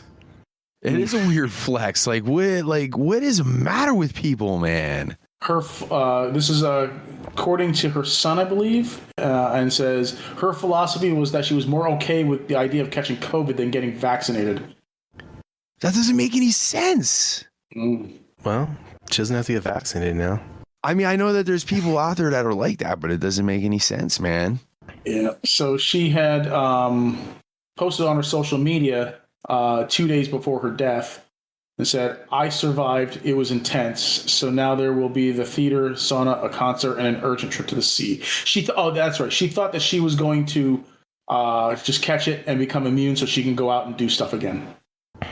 Well, or you could have caught the vaccine and went out and did all that stuff like you did before. I don't mean to laugh, but man, you know what it is? See, here's the thing, man, and I'm not even getting political. This is more of a comedy bit because sometimes I do that. I just say shit for laughs, but the government should handle it in a way where, because people are overgrown children.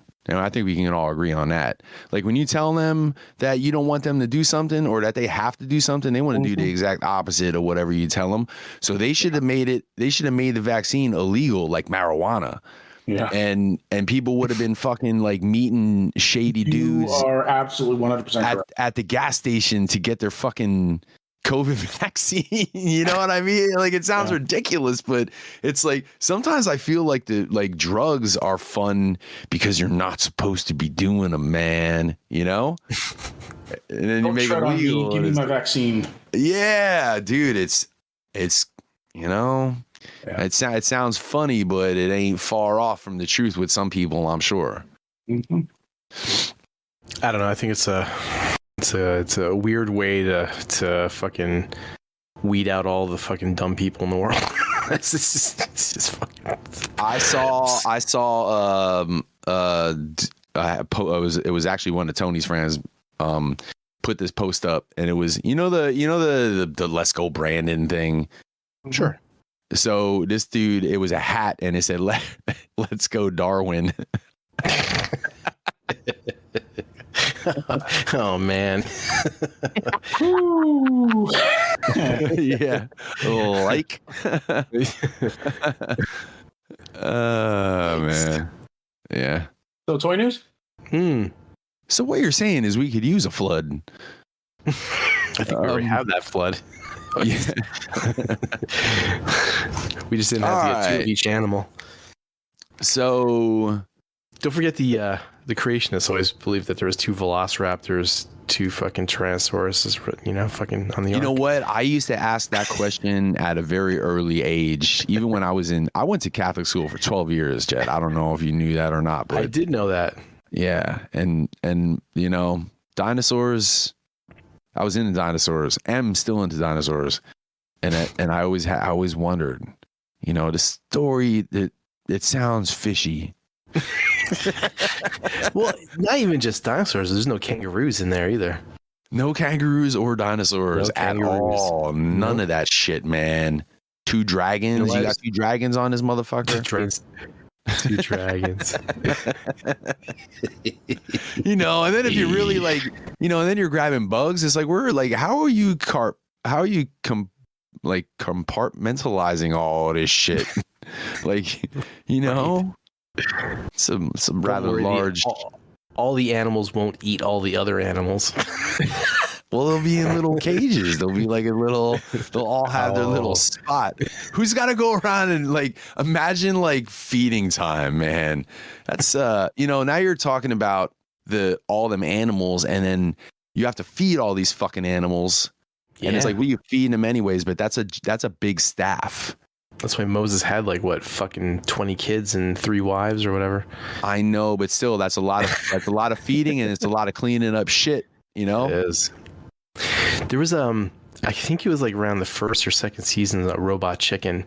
There was a skit on the Ark. Did you guys remember that one? No.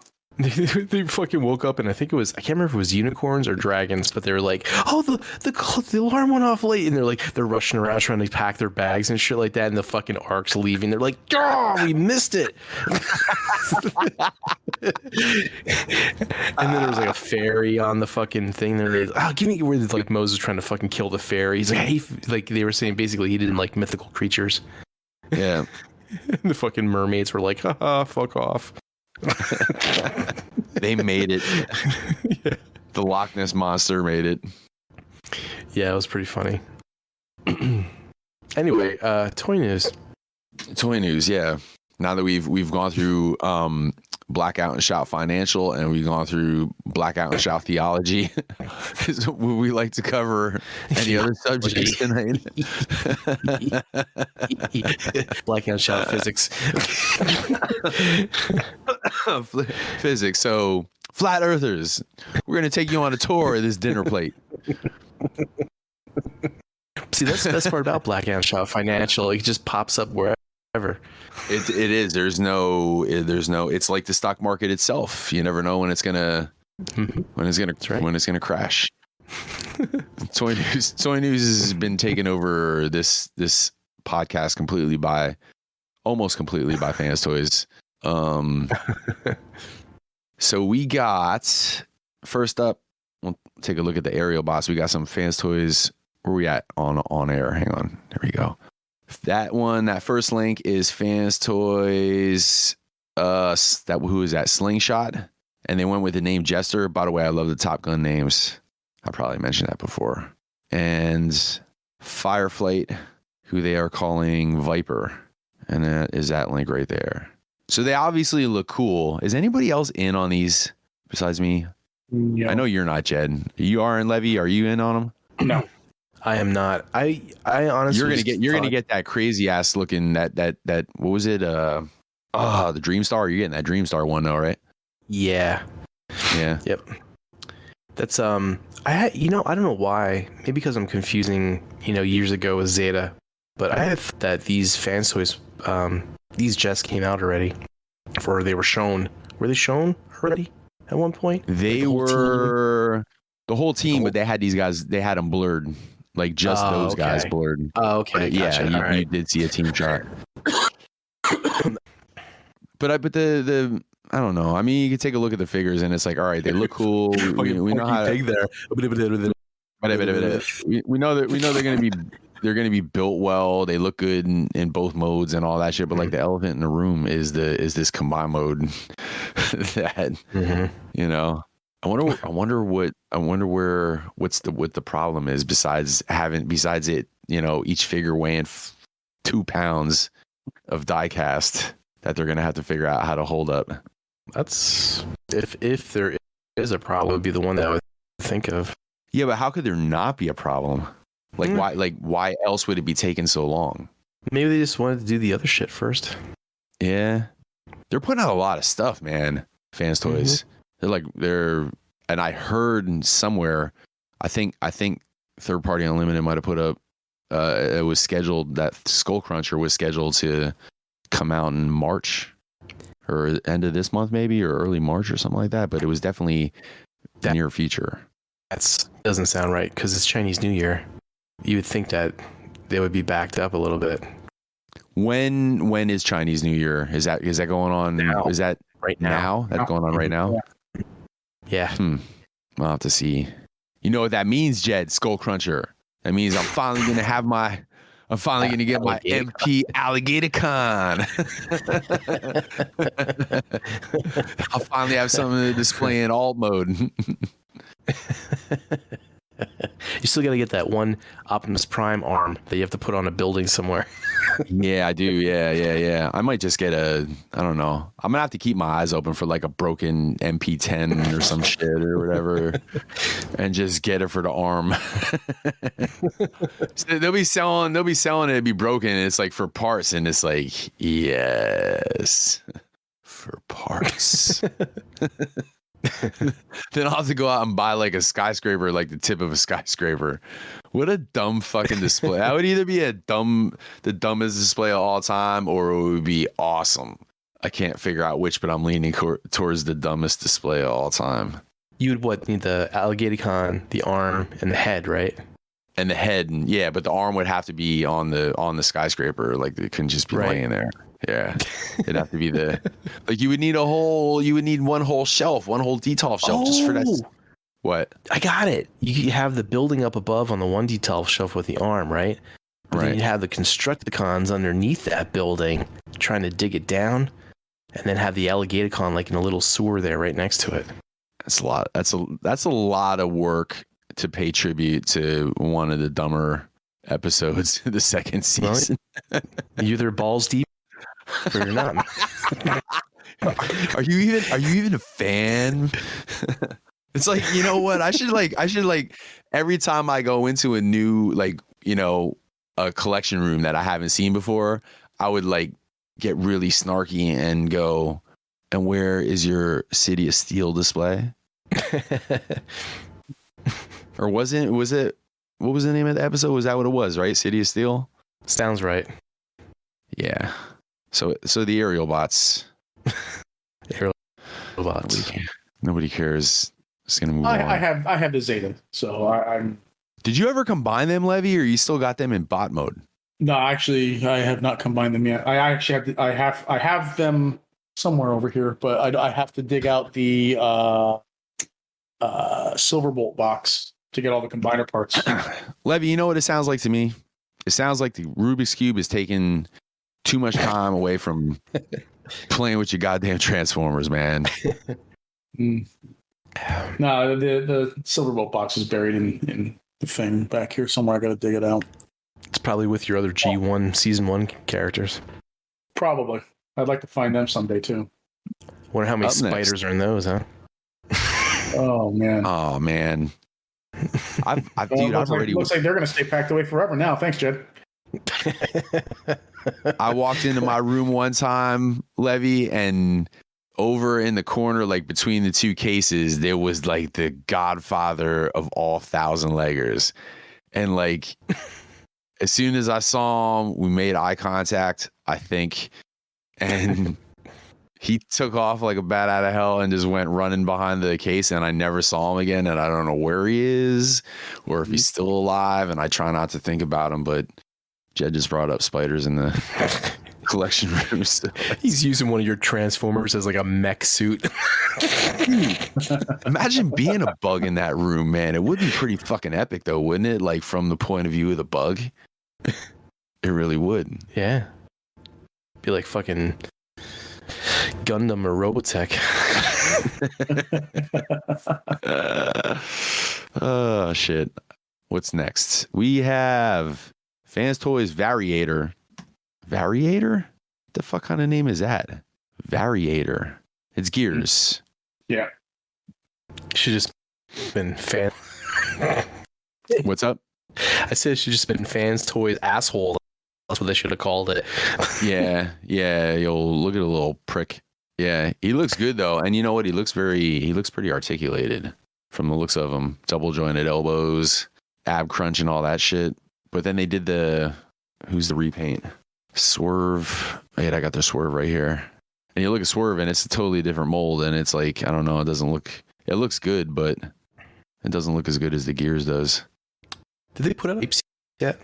the Huffer? Yeah, they got a pipes on the way.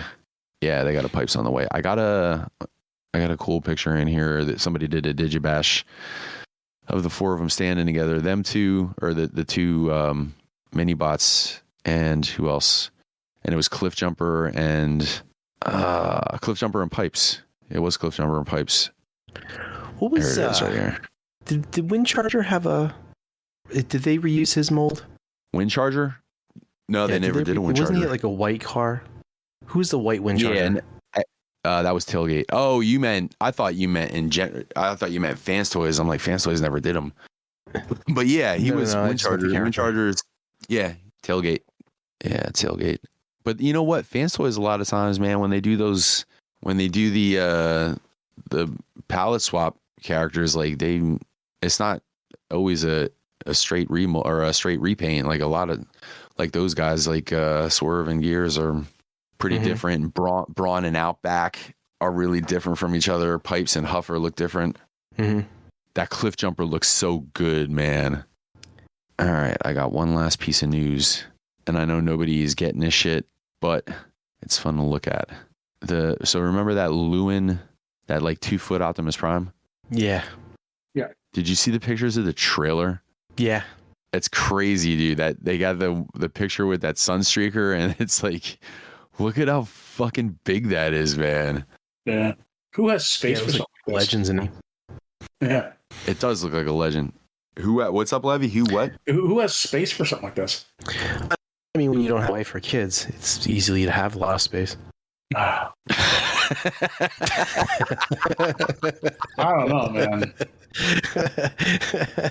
Sorry. I mean, I'm just talking about like just space to display something that big. Yeah, that's out of control, man. That, like, I don't even know who the hell. I mean, I don't know. To me, that'd be if you were like an Optimus Prime collector, and that's what you collected. Like Jared collects Optimus Primes and shit. I could see him getting one of these, but I don't know. 2 foot, 2.5 foot robot, however tall I was, leads to another. I wonder how many relationships collecting ended. Or didn't even start. Or more specifically, how many collections that Lewin Optimus Prime. Like, could you imagine? That was the final straw, man. That 36-inch trailer comes rolling in. Yep. Crazy. That's all I got. That's all I got for Transformer news. I saw a couple of Mafex figures, Levy, that they showed off. Yeah, Nightwing and the T-800 Terminator. Yeah, from the first movie. Yeah, I ordered the Nightwing. I didn't order the Terminator though. I was tempted to, but I decided not to bother with it. Every time they show off their 2 new figures, Levy, and one of them is not from the 90s X-Men team, I get disappointed. No, I'm always excited to see what DC characters they're doing next. What did you guys think of cel-shaded X-Men that they're doing from Marvel Legends? Yeah. Couldn't care less. Yeah, I thought they looked cool, but I didn't care about them either. You know my feelings on that animated series, so they look great though. That Mr. Sinister, was that that's just a repaint of the original mold? I think so. Or was that No, I think it is. Is it? They gotta figure something out with that fucking cape, dude. He's the only one. That's like every fucking like couple of days I go through there and I put him in the back row, so he just leans his head, the back of his head is resting against the wall, or against his cape that's against the wall. Big stupid cape, man. That's funny. Ugh.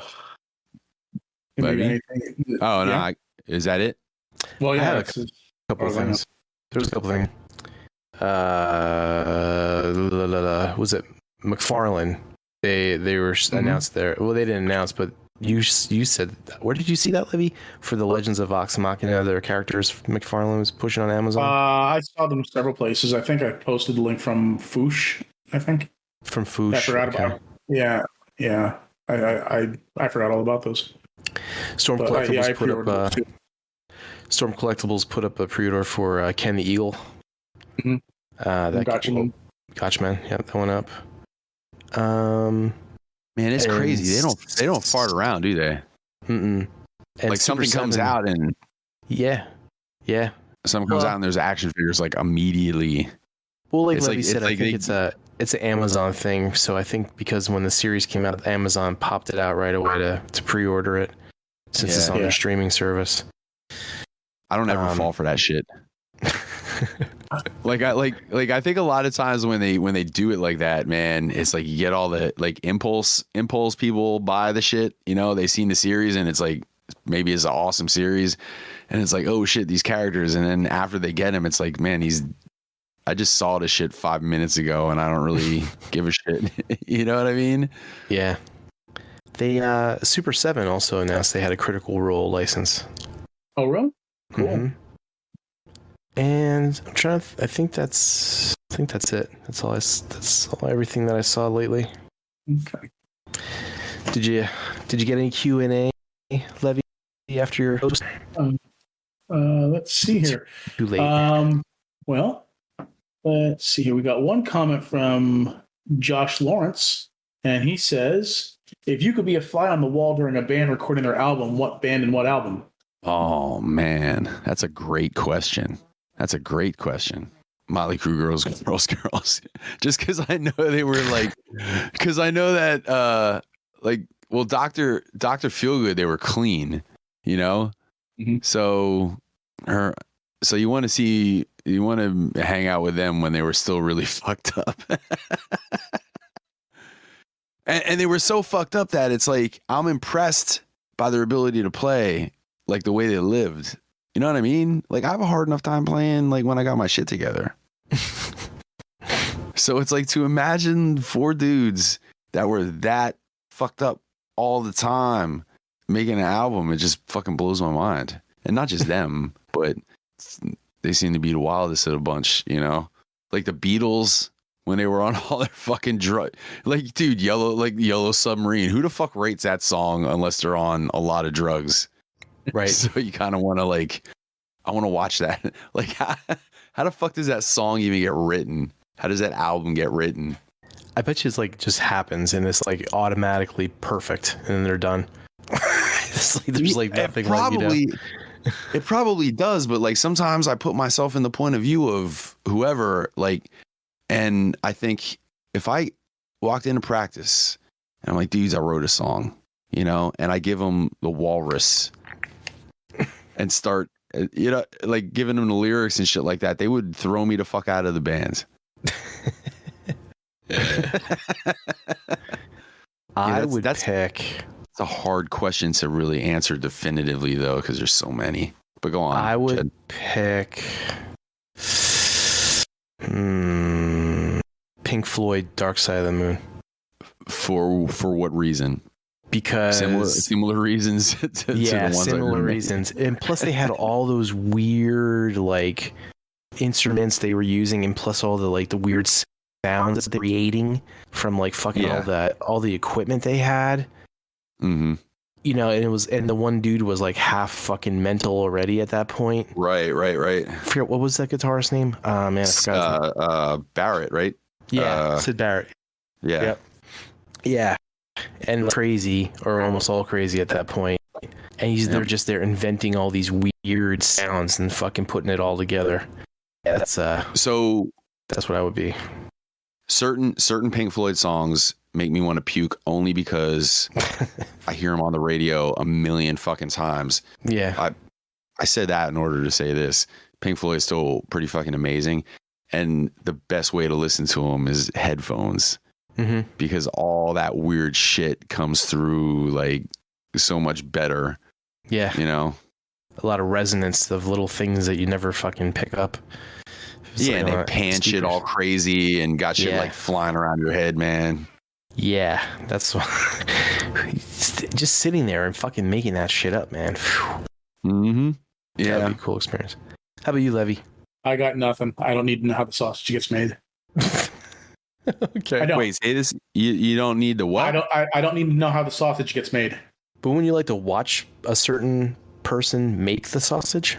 No, I have no I have no interest in the creative process of music. What about the experience of being around the people that are like less focused on the actual making of the music and more focused on the shit that goes around like at the studio while the music like you know what I mean? I'm trying to care about the creative process of music. I don't. No, but it's not. I'm not even talking about the creative process of music. Like I brought Motley Crue up because they were fucking, you know, on drugs and like partying and like just like going nuts. You know. I mean, it would be cool to hang out with Freddie Mercury, maybe. I don't know. Okay. Yeah. All right.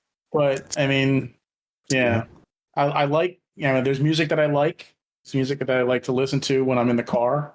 But I mean, yeah, I don't even think that there's really a whole lot of musicians that I would want to hang out with. Well, you know what? It's funny that you bring that up, Levy, because I mean, Eddie Van Halen is like, that was my fucking idol, dude. Like I started playing because I was Van Halen was my favorite band and shit. But I would have no fucking interest in, well, you can't anymore, obviously, but alive, I'd have no interest in hanging out because like sometimes you don't want to ruin. Yeah. You just don't never want to meet your heroes. Yep. Yeah. None of that stuff really interests me. Like I said, there's music that I like to listen to, but I don't need to know how it got, how it got made or the people who behind making it. Yeah. So yeah, well, you said Michael Jackson. Huh? No, the guy's too fucking weird. Okay. No, I like I said, I like listening to Michael Jackson's music. Usually when I'm driving or something like that. But to hang out with the man, probably not. I want to play basketball with Prince. Okay, you know what? I would probably love to hang out there. Yeah. Okay. I was gonna say, what about G? All right. You know what? All right. Yeah, you got me. I would hang out with JT. Absolutely. I would like to hang out with JT. Yo, JT. But not because of his music. Because the guy is genuinely a funny fucking dude. So yeah. But partly because of the music. Oh yeah, probably because of that too. Well, this went downhill. He went from Freddie Mercury to JT. Yeah. Plus, I get to meet his really hot wife, Jessica Biel. I was just going to say that Levy would be asking JT to smell his fingers.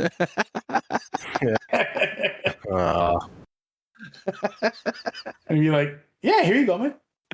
He's like, I'll trade you. You can let me smell yours, and you can smell mine. And JT would be like, Doritos. He would go, were you masturbating? And Levy would be like, yeah, I was. Yeah, Cheetos. Yeah, right. Oh my God. Oh shit, man. How did you know? You look down, his fingers are orange too.